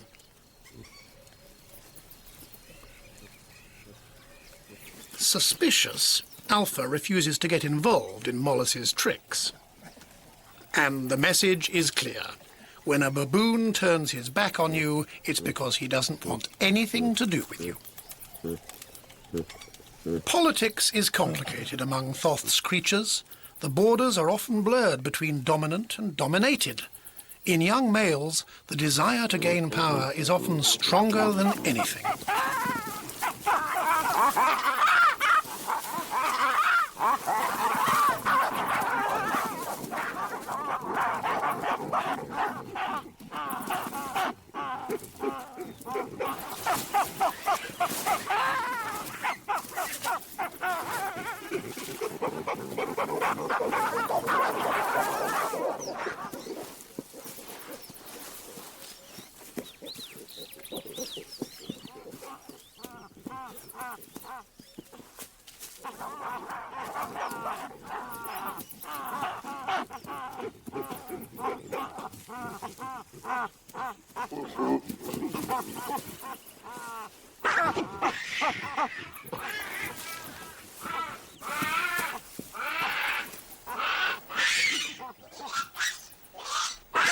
Mollus has conquered Alpha, a victory of brutality over wisdom.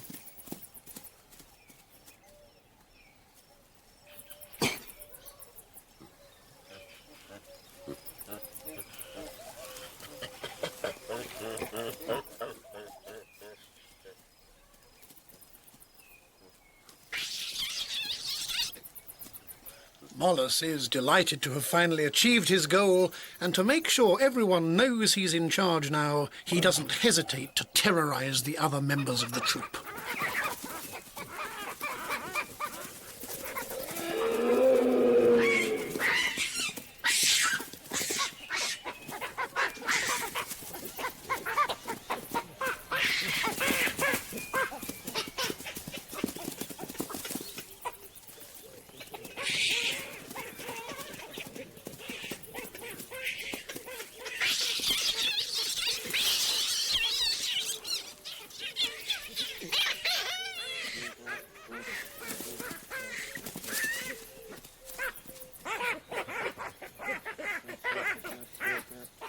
The other adults attempt to form timid alliances to confront him.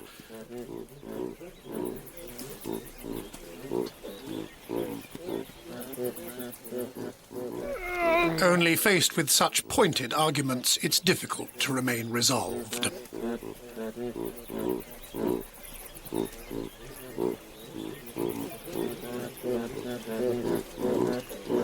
Molus feels perfectly comfortable with his status of great adult male. In fact, he's already dreaming about the privileges reserved for those of his position. And he doesn't have anything to fear, as he appears to be about the only worthy candidate. The others are not a pretty sight. Homer still has a hole in his cheek. Alpha is rather the worst for wear. And even this complete nobody has been a victim of the despot.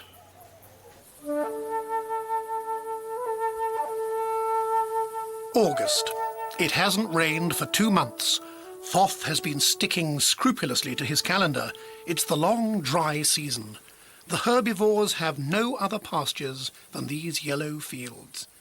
In their outings on the plain, the baboons meet a proficient hunter, the cheetah. The cheetah rarely approaches zebras because they have an annoying habit of defending themselves with their hooves. This is perhaps why the baboons don't stray far from them. The cheetah's principal victims are Thompson's gazelles, and this female and her 3 sons already have their eye on them.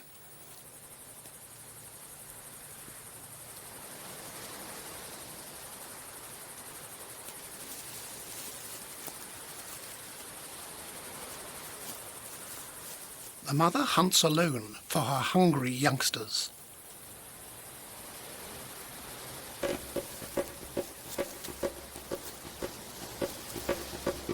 By approaching upwind, she's sure not to alert the gazelles, who have a very fine sense of smell. The rest is merely a question of speed, and we already know that the cheetah is a world champion in this discipline.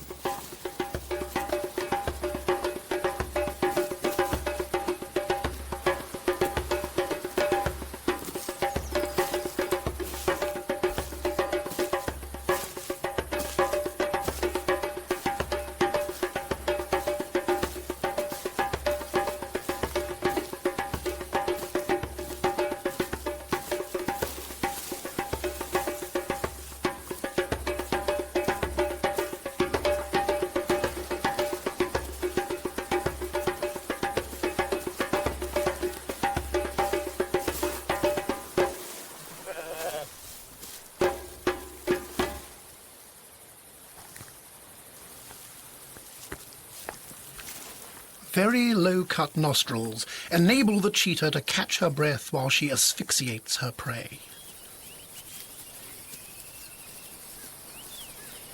It's dinner time for the 3 young cheetahs, provided they manage to find their mother in the tall grass. Well, well, it's the baboons, with Molus leading the way to the scene of the crime.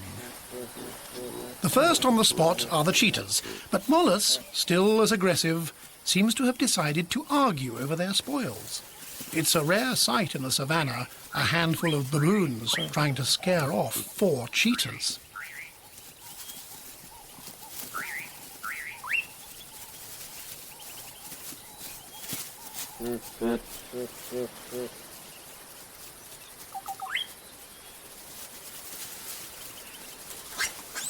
However, the cheetahs don't seem quite ready to give up their turf, and in spite of repeated baboon attacks, they resist.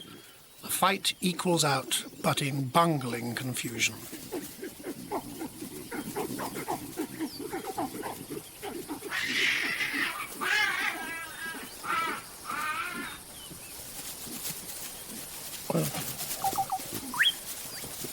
In the end, Molus's determination wins over the whole troop, and confronted by such unanimity, the felines capitulate. In the confusion, the gazelle has been dissected and dispersed all over the place. The baboons will have to glean the pieces of flesh from here and there. Molus has awarded himself the lion's share, the gazelle's belly. The others will have to make do with the legs. Baboons are also carnivorous and don't miss an occasion to eat meat, so long as they don't have to hunt for it, of course. So much for the harmony that Thoth willed. Because, meanwhile, some animals have been left out.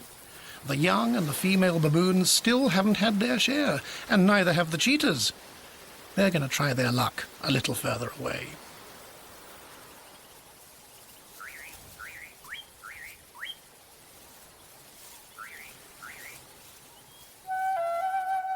Without rain, the still plant-eaters have literally shorn the plains.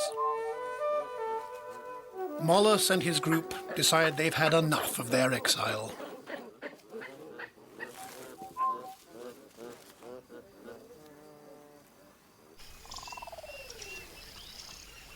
The Talek River has returned to its bed.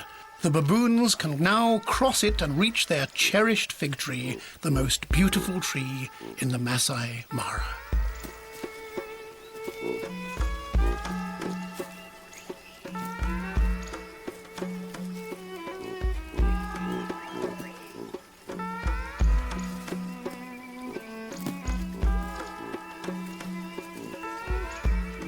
As they approach, enthusiasm overcomes discipline as everyone looks for a shortcut to cross the cliffs dug out by the last flood. And everyone seems to manage. Well, almost everyone. They have to move fast because night's falling. In a year, the fig tree has had time to produce more fruit, much to Mollus's delight. He's the first to arrive, but the others won't be long in turning up. And so, all is well, for the time being.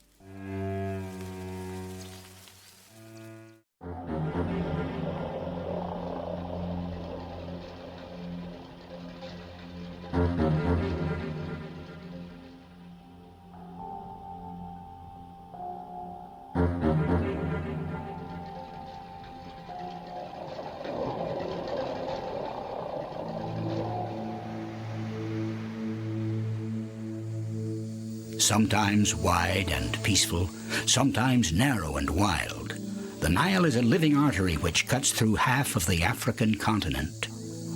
Here it ends a wild run through the high plateau of Central Africa. It must travel 6,000 kilometers before running into the Mediterranean. The Nile often changes names during the course of its voyage. Here in Uganda, it is called Nile Victoria for a brief stretch. Winding tranquilly for several dozen kilometers, it encounters a narrow bottleneck, a necessary point of passage, Murchison Falls.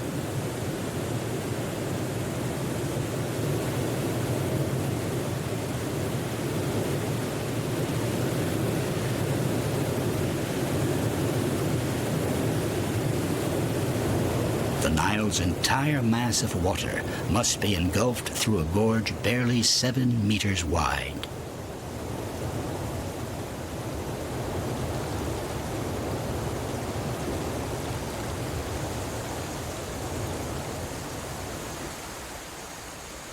Several kilometers down the way, it regains its ease and peaceful rhythm. Beware of still water, goes the proverb. Here, one is wary of what is lying still in these waters. Seldom showing itself, it is feared and respected by all of its neighbors. The Africans call it Master of the River. Crocodilus niloticus, its Latin name, is the largest of its species, measuring 3 to 5 meters in length. The ancestors of the saurians were already present during the golden era of the reptiles and outlived the dinosaurs. 200 million years of evolution with little change. The crocodiles have inherited most of their ancestral characteristics, particularly their invincible bony plating.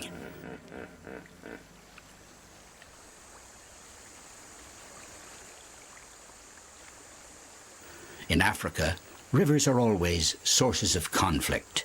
Here the tension began about 3 weeks ago, when the females laid their eggs on the banks. There are about 60 days of incubation left. For the females, this means 60 more days of fasting as they spend their time surveying the nest. In any case, tensions and conflicts do not prevent them from living a long life. With scales blackened with time, this female is over 100 years old. This grande dame shares the bank with a young lass, a 30-year-old female. Contrary to appearances, females do not incubate their eggs. The eggs lay at rest in the cool depths of a hole dug for the purpose, where the temperature stays between 30 and 35 degrees Celsius. Once this task is completed, all that is left to do is wait. Waiting, but always with an eye open. The female must keep watch on her eggs, never slackening her vigilance. It is the only way to protect them from audacious and sly predators.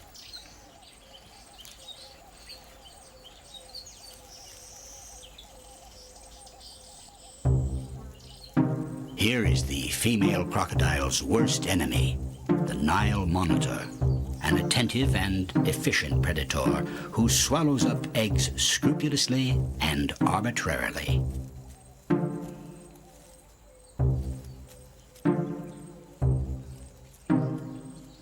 This tiny Nile monitor of 1.5 meters, distant cousin of the Komodo dragon, is in the habit of waiting for dawn to break into action. This one has just finished its morning sunbathing. A gulp of water, and it will be ready to go hunting.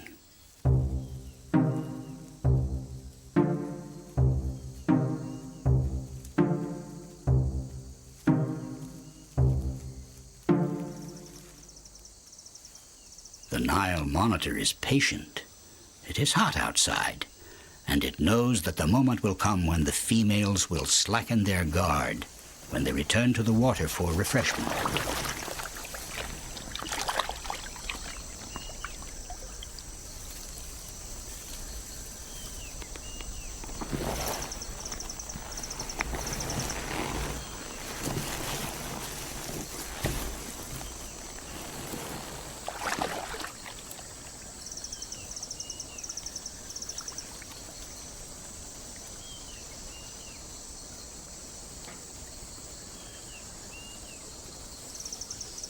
First, a quick scan of the territory to define the perimeters of the search. The Nile monitor is a fine bloodhound with a sensitive nose. During the egg-laying, the female crocodiles deposited odoriferous secretions in the nest so they could easily find the nest again after a refreshing swim. This odor provides a precious clue for the Nile monitor. But beware of informants. These armed lapwings have a contract with the masters of the river. In exchange for the right to nest on the banks and the protection of the crocodiles, they keep watch on the eggs and sound cries of alarm upon the arrival of an intruder.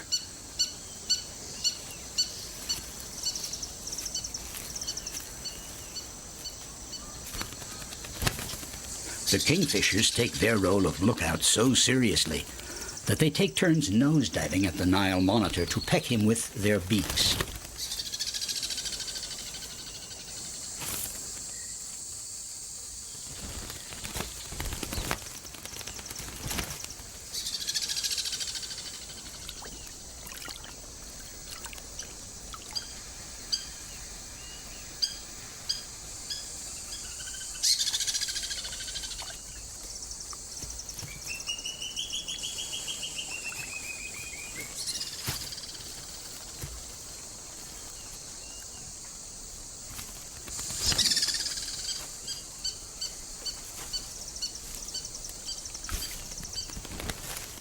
These repeated aggressions are surely exasperating, but not dissuasive enough. The Nile monitor continues its search. Only the arrival of a crocodile could make this enemy scatter.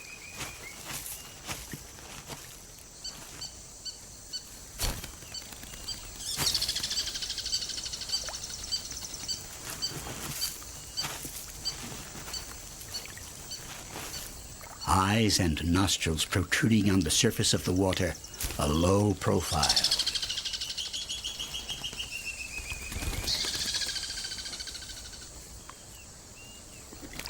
Discretion, the other strong point of the crocodile. No one ever sees it approaching. 2 pairs of nostrils are better than 1 when it comes to finding eggs on such a vast beach. Continuing their search, the 2 Nile monitors gather and devour all the carcasses they find along the way, not suspecting a thing.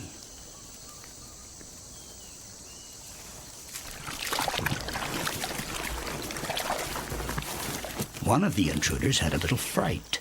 This does not stop it from hastening to the site.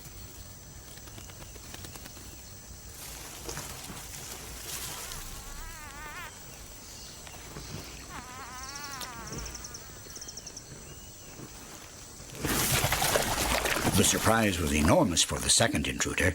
In 3 strides, the female crocodile hoisted her 900 kilograms up onto the bank. But the Nile monitor is a quick creature. Sure of its own agility, it refuses to scatter. Once it is on the scent of eggs, the Nile monitor is not one to renounce. The eggs are quite close by, buried somewhere, but where? A few old shells are strewn about, making it all the more exciting. The centenarian female has returned to her watch. She does not make the least effort to chase away this insolent creature, knowing that her presence alone is enough to dissuade it.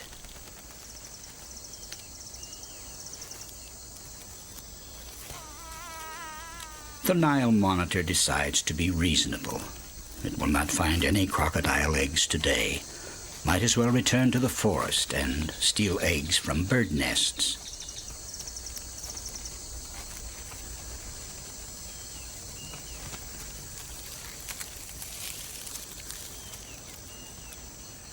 It is generally believed that crocodiles adore laying lazily in the sun.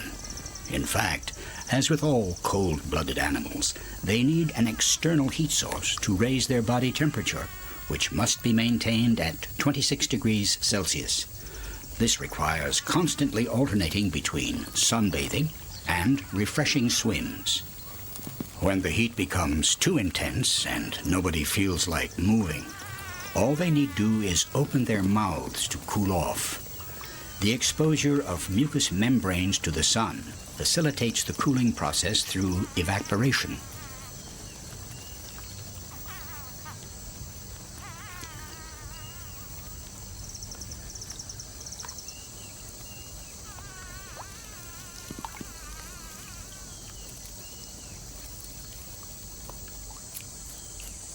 The spur-winged plover also have an agreement with the crocodiles. As they groom and bathe, they survey the surroundings.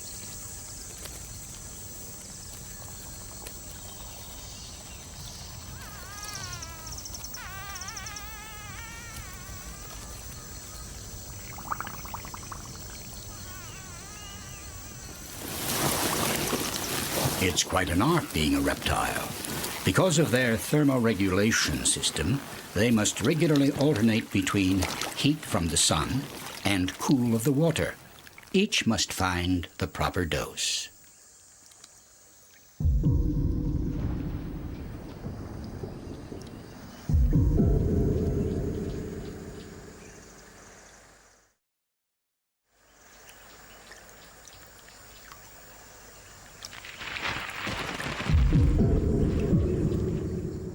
This rolling thunder announces a crucial event for all of the inhabitants of the river and its banks, the rainy season.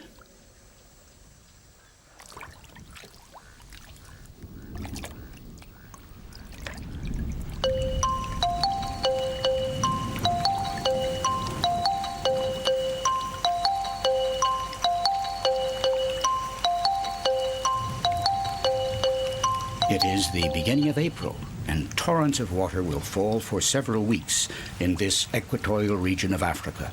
The Nile widens at a phenomenal rate.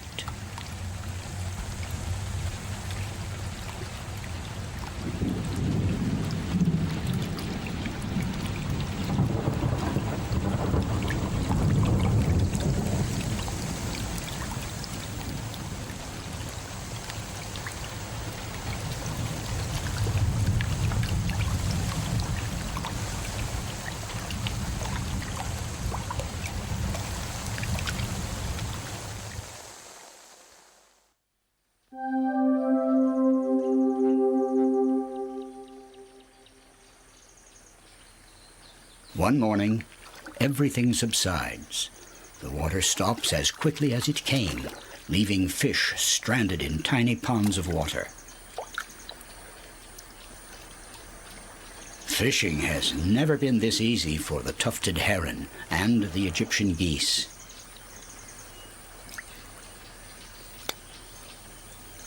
The kingfisher is also delightfully surprised.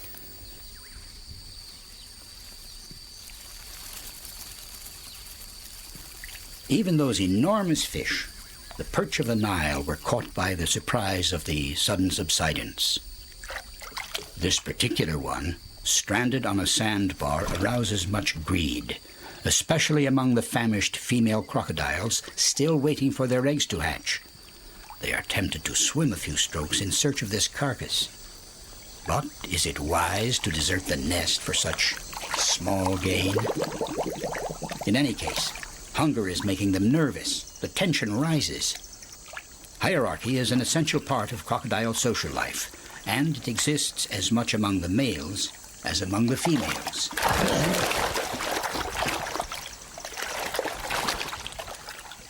In order to avoid mortal combat, they settle conflict using body language with postures of submission and intimidation.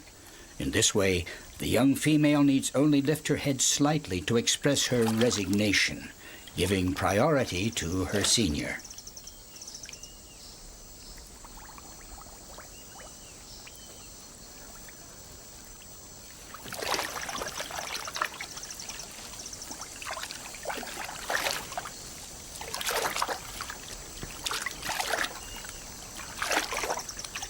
The crocodiles of the Nile are very fond of the perch, which can weigh up to 60 kilograms. They represent 80% of their food, but they are capable of capturing and eating just about anything from a frog to an antelope or even a buffalo. Only the hippopotamus escapes their powerful fangs.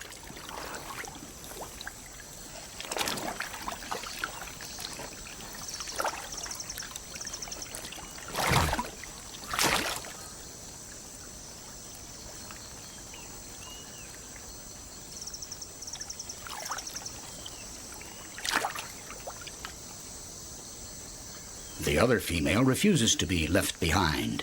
She, too, has just spotted a dead fish.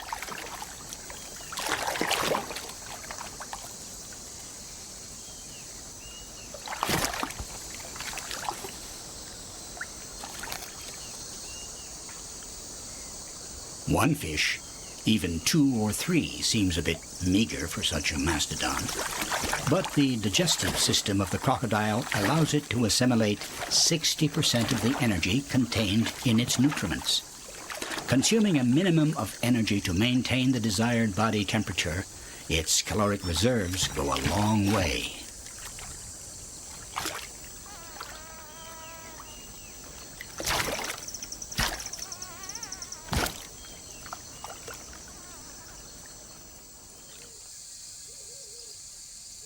The 2 females were not wise in deserting their nests. The Nile monitor has returned, only this time it has decided not to leave empty-handed.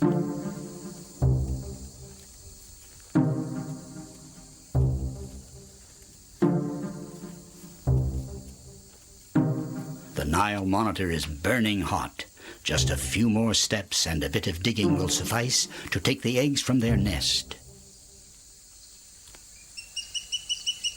To the dismay of lookouts on the riverbank, it has achieved its goal and will shortly begin to feast.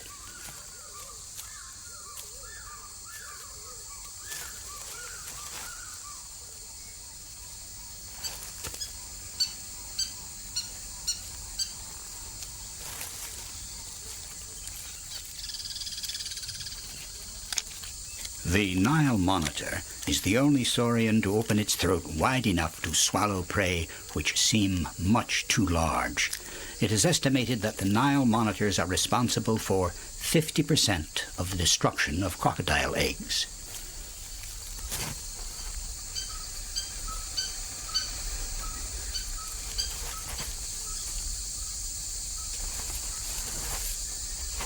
This is no longer mere arsony.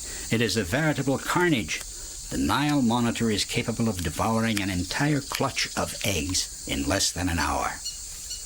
The lapwings can sing away, but there is no one to chase away the pillager. The female crocodiles are also in the middle of satiating their hunger.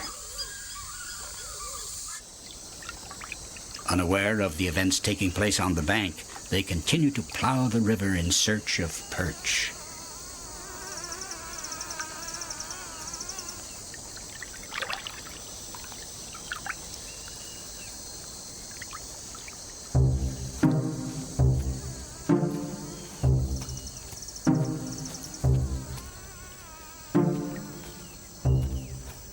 The odor of the stranded carcass, sitting for several hours, has attracted the attention of another Nile monitor.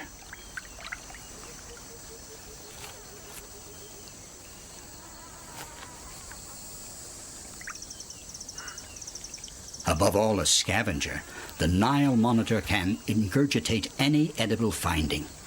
Even so, this one is a little big, and someone else is already eyeing it.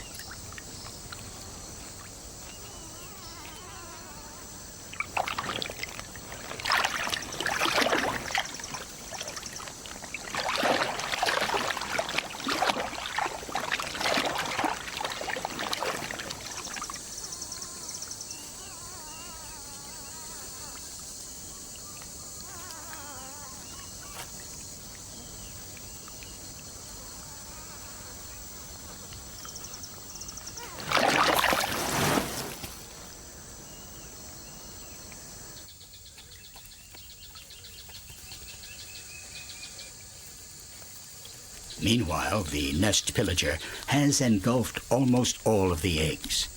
The indignation has reached its limit with the lapwings. Their cries of alert have finally been heard. The female returns towards her nest, abandoning all other concerns, but at her own pace.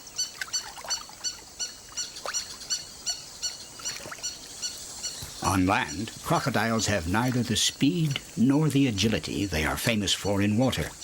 In urgent need, they can gallop at 20 kilometers per hour, but they easily lose their balance and resort to a means of locomotion better adapted to their morphology. The young female, alerted by the cries of the lapwings, is unable to arrive any faster to the site in order to save her clutch of eggs. Luckily, the crocodiles of the Nile are particularly prolific. A female can produce between 60 and 80 eggs per year. The perpetuation of the species is assured, even if only one of the thousands of eggs she lays in her life hatches. In other words, as scandalous as it seems, the pillaging of the Nile monitor is not a real threat to the species.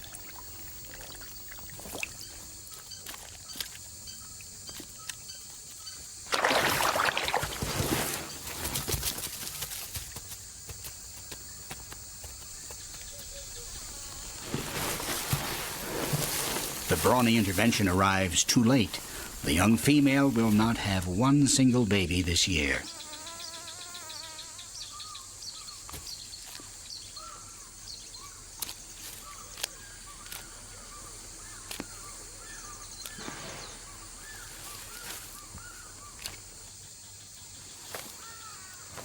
Surely the female has not examined her nest very closely.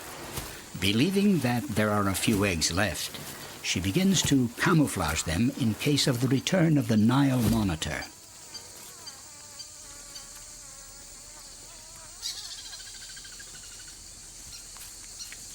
The Nile monitor is so satiated that it is unable to swallow the last crocodile embryo.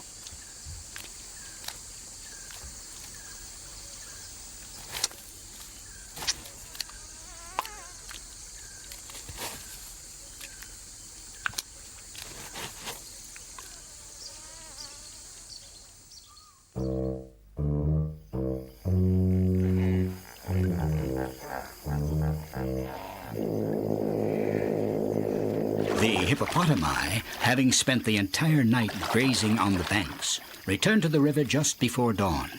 Sun is the only thing they fear.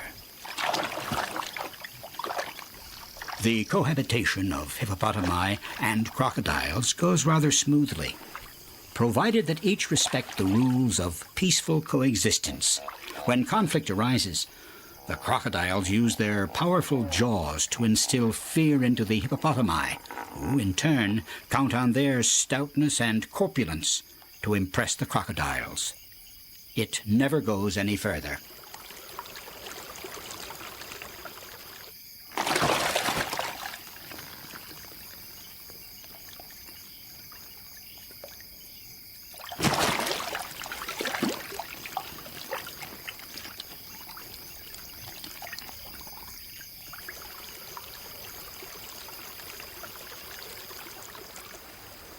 Sunrise is always awaited impatiently by the fishing eagle.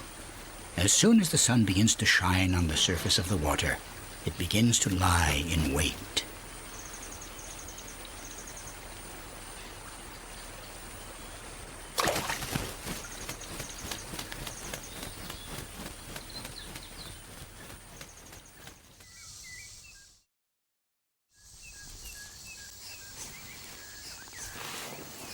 The centenarian female has just heard the signal of her impending liberation, a call, the cry of the first babies to have reached maturity, still inside their shells, buried 20 to 30 centimeters underneath the sand. She will have to dig, uncover the nest, so that the young can hatch.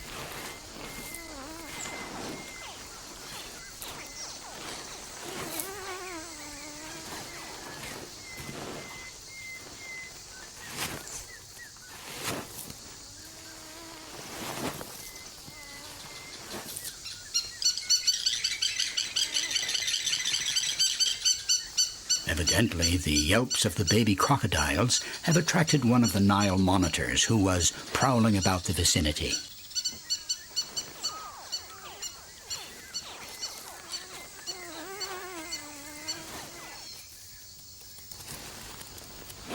She continues to dig, always keeping an eye on this sly intruder, just waiting for the opportunity to seize a hatchling.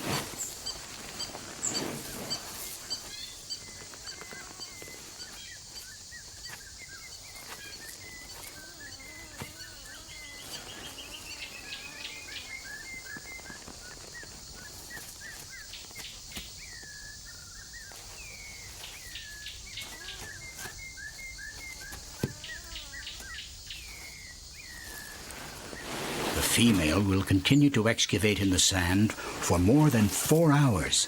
It is a colossal job given her corpulence. In the end, the Nile monitor does not have the patience to wait any longer. It leaves, certain that sooner or later, one of the young will stray or get stepped on by this 1-ton monster. With incredible gentleness, the mother seizes the firstborn within her jaws, usually lethal on all other occasions. In fact, at the base of each tooth is a pressure detector, permitting the female to moderate her grasp. Under the weight of the hatchlings, her tongue hollows, forming a slight groove which can contain about 20 babies. She will carry them in this way in several batches, all the way to the river.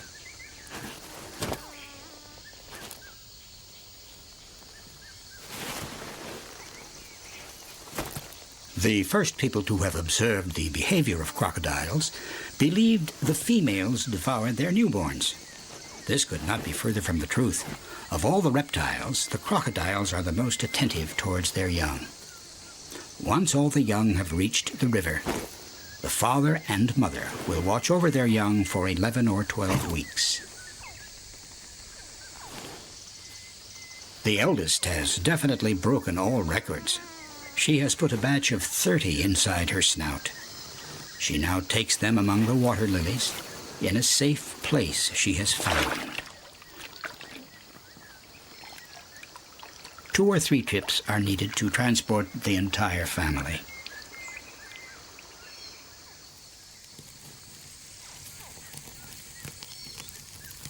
Waiting for their turn, the newborns in the nest continue to hatch without much difficulty. Unknowingly, they already prepared their exit from the shell. Throughout the entire incubation period, the embryo plays an active role in its own development. It rejects carbon dioxide, causing a chemical reaction that renders the eggshell porous to oxygen and thus easier to pierce.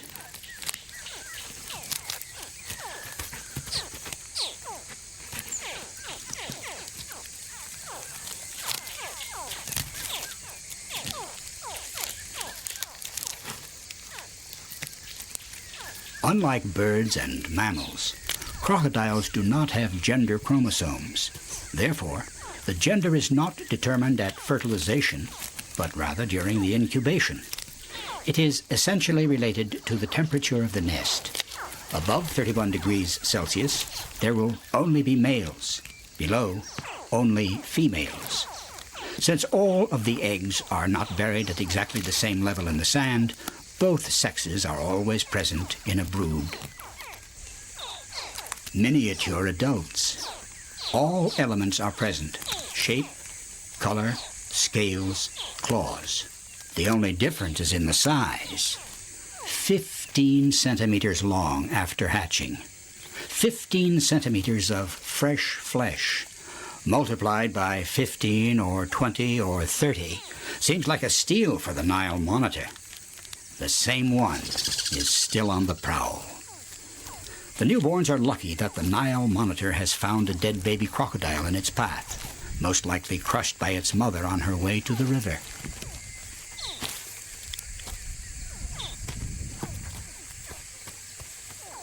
The female returns for the third and last mouthful of babies.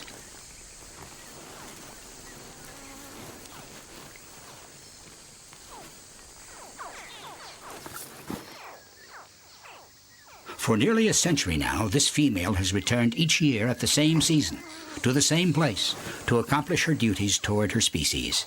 With many years of experience, she has perfected her gestures admirably.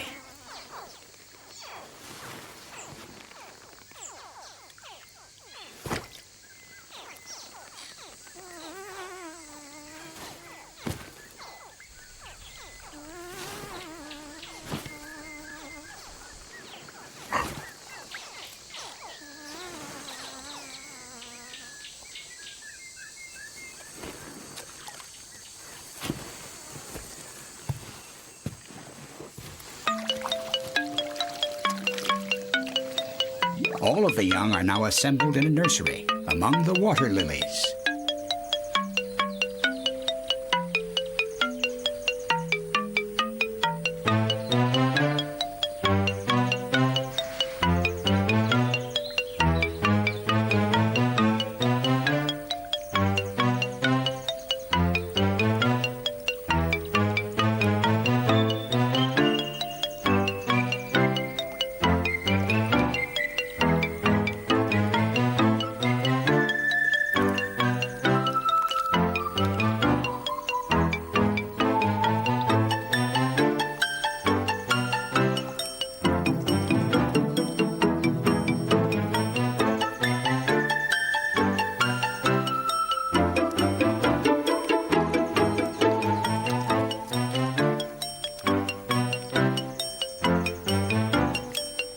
As adults, crocodiles are practically invincible, but their youth is not so easy. If one of the young were to leave the nest, it would not last long. Fishing eagles, snakes, Nile monitors, herons would swallow it up in one mouthful. Despite the parents' vigilance, only 3% of the babies will make it to adulthood.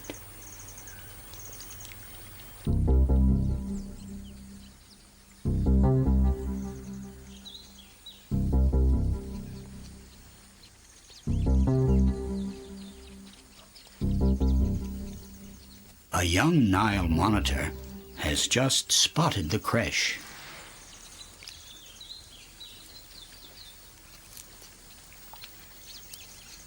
It has the instinct of a predator, but lacks experience and an awareness of danger.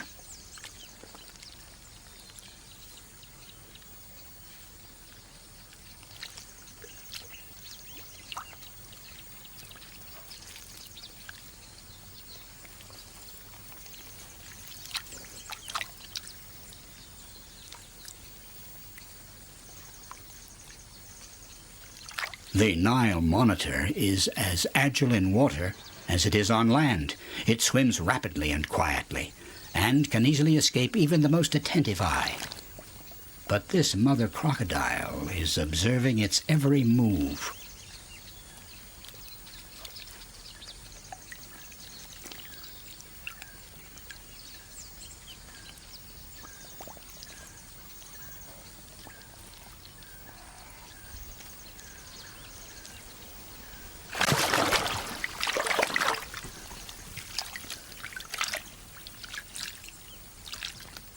The mother has missed her target.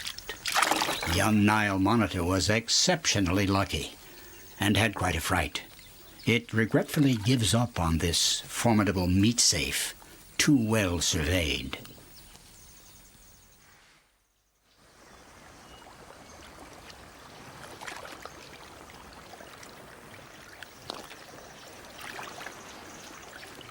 In the river, the seemingly placid hippopotami are also a great danger for baby crocodiles. When they stroll their 3 to 4 tons across the marshes, it is not a good idea to cross their path.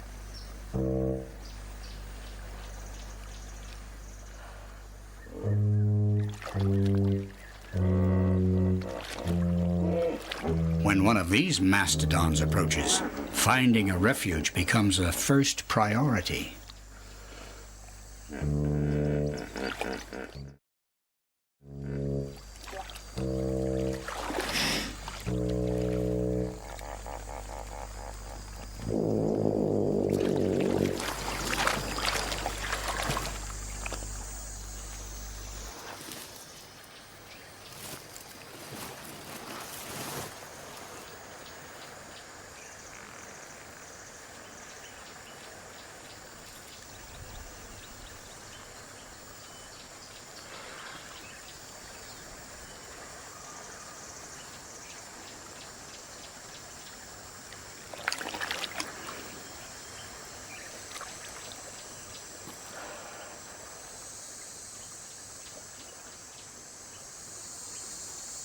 The baby crocodiles are beginning to gain confidence. They have learned to catch insects and frogs. But there is one thing they have not yet done since they have been in the nursery: touch land, to finally walk on solid ground, to discover the joys of the riverbank, to learn the art of sunbathing.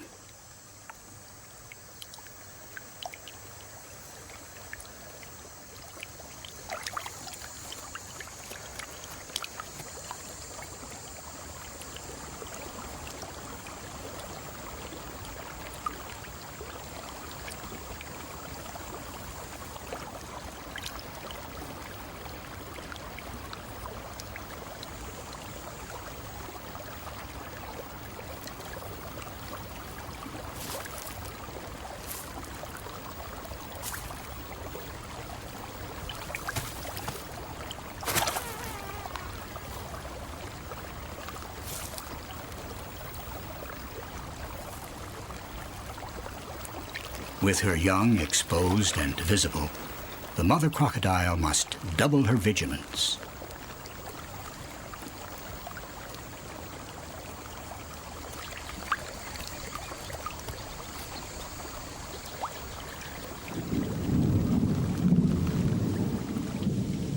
Mid-May, as we approach the rainy season, the frequency and violence of storms, which hit mostly in the evening, increase. The Nile is not only the longest river on Earth, it is also the most mysterious, with origins that were hidden for a very long time. It took the audacity and tenacity of many explorers, such as the famous Dr. Livingstone, to discover its sources in the heart of Africa. The craze of the sources of the Nile was whispered about for entire generations, becoming a veritable obsession. Finally, in about 1910, it was discovered that it gained its force and power in Burundi, in a place called the Mountains of the Moon, where the name alone makes one dream.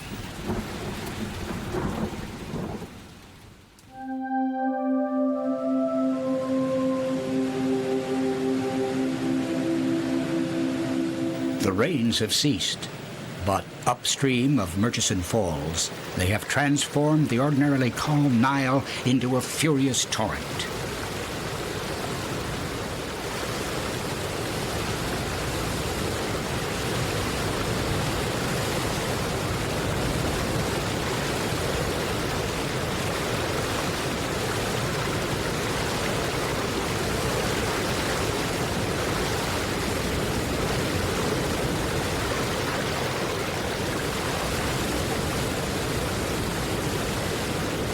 Needless to say, these yearly overflowings cause a great deal of devastation. Buffalo, antelope, warthogs, and other animals grazing on the banks were carried away. Drowned animals drift downstream, like this buffalo.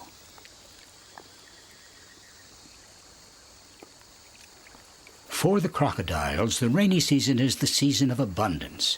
Usually contented with fish at other seasons, here they are truly satisfied.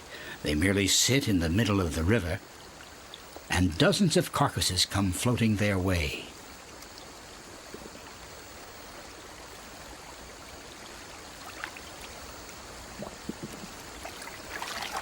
Here they come, rushing from all parts, attracted by the carcasses. But this buffalo is too big. Impossible to dismember it in the water. They will just have to wait for it to run aground.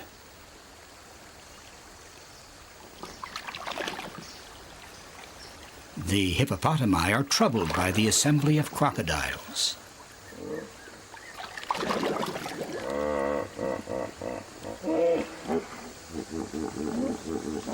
Tension rises among the troop. On the riverbank, a dominant male reigns on top of a log, approximately 50 meters in length. Beware to anyone who dares to approach.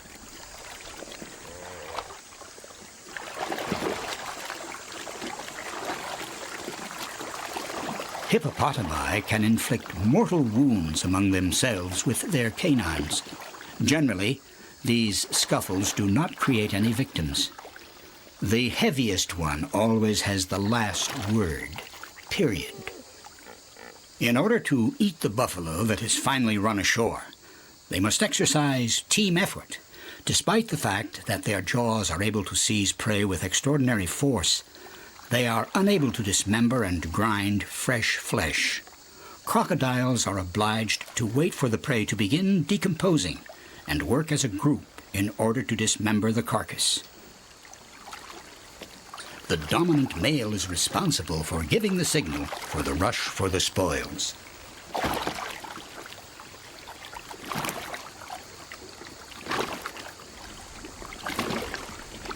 Some keep a firm grasp of the spoils, while others rotate frantically in order to break apart the bones and tear off large pieces which they ingurgitate whole.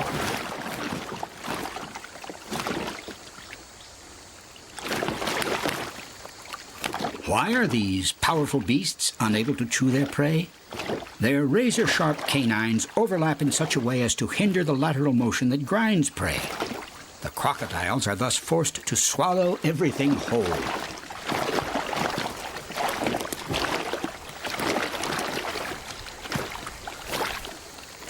Internal organs, skin, tendons, everything will be swallowed, including the horns.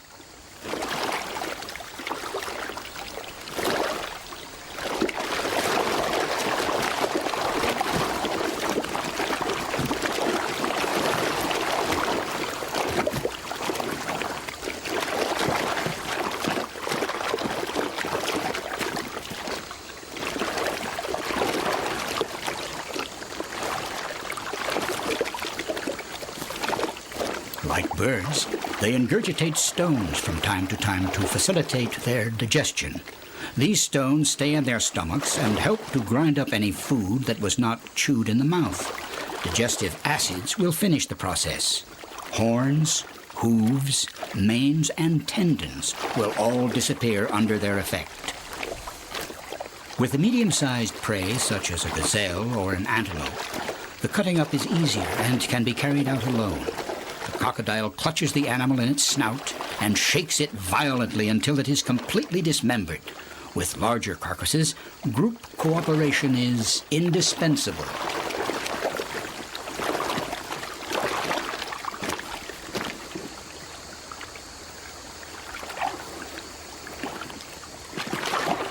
All parts of the body are used to carry out the dismemberment. Their legs are short but robust and are needed to keep equilibrium. The powerful tail allows the crocodile to multiply the force exerted on the prey.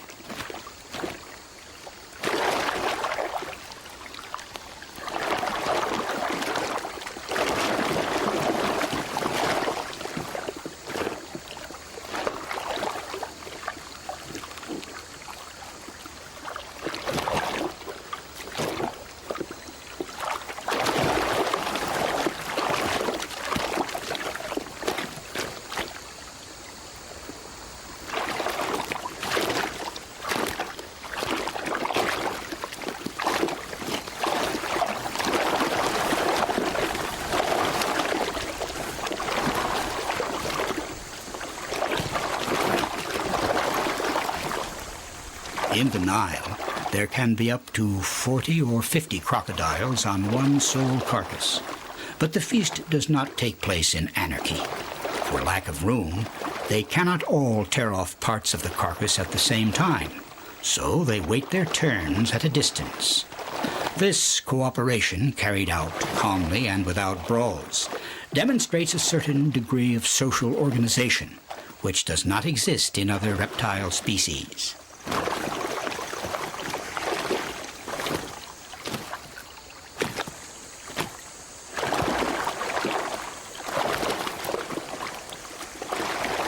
It is mistakenly believed that the crocodile prefers spoiled meat to fresh meat. Its stomach being no larger than a basketball, it cannot ingurgitate large quantities of food at one sitting. Having eaten its fill, it is known for hiding pieces of meat under rocks or in caves as if it was hanging game. False. It is simply setting it aside for later. The quantities of protein absorbed during these feasts are stocked as fat within the tail and along the back.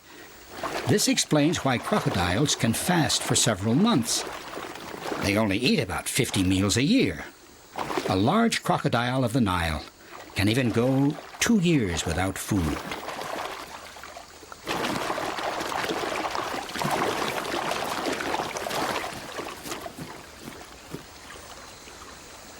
The end of the feast.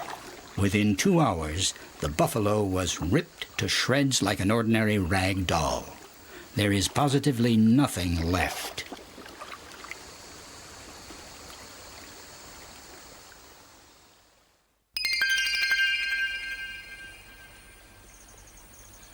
Three months have gone by, and the rainy season becomes a vague memory with the declining river. On the banks, the dragonflies warm themselves in the sun. They keep high to protect themselves from the increasingly voracious young crocodiles. While some are still attached to the family, others depart in search of adventure. It is not wise to desert the family circle so soon. In the groove of a wave, one can end up face to face with a perch of the Nile. This voracious predator devours an infinite number of young crocodiles.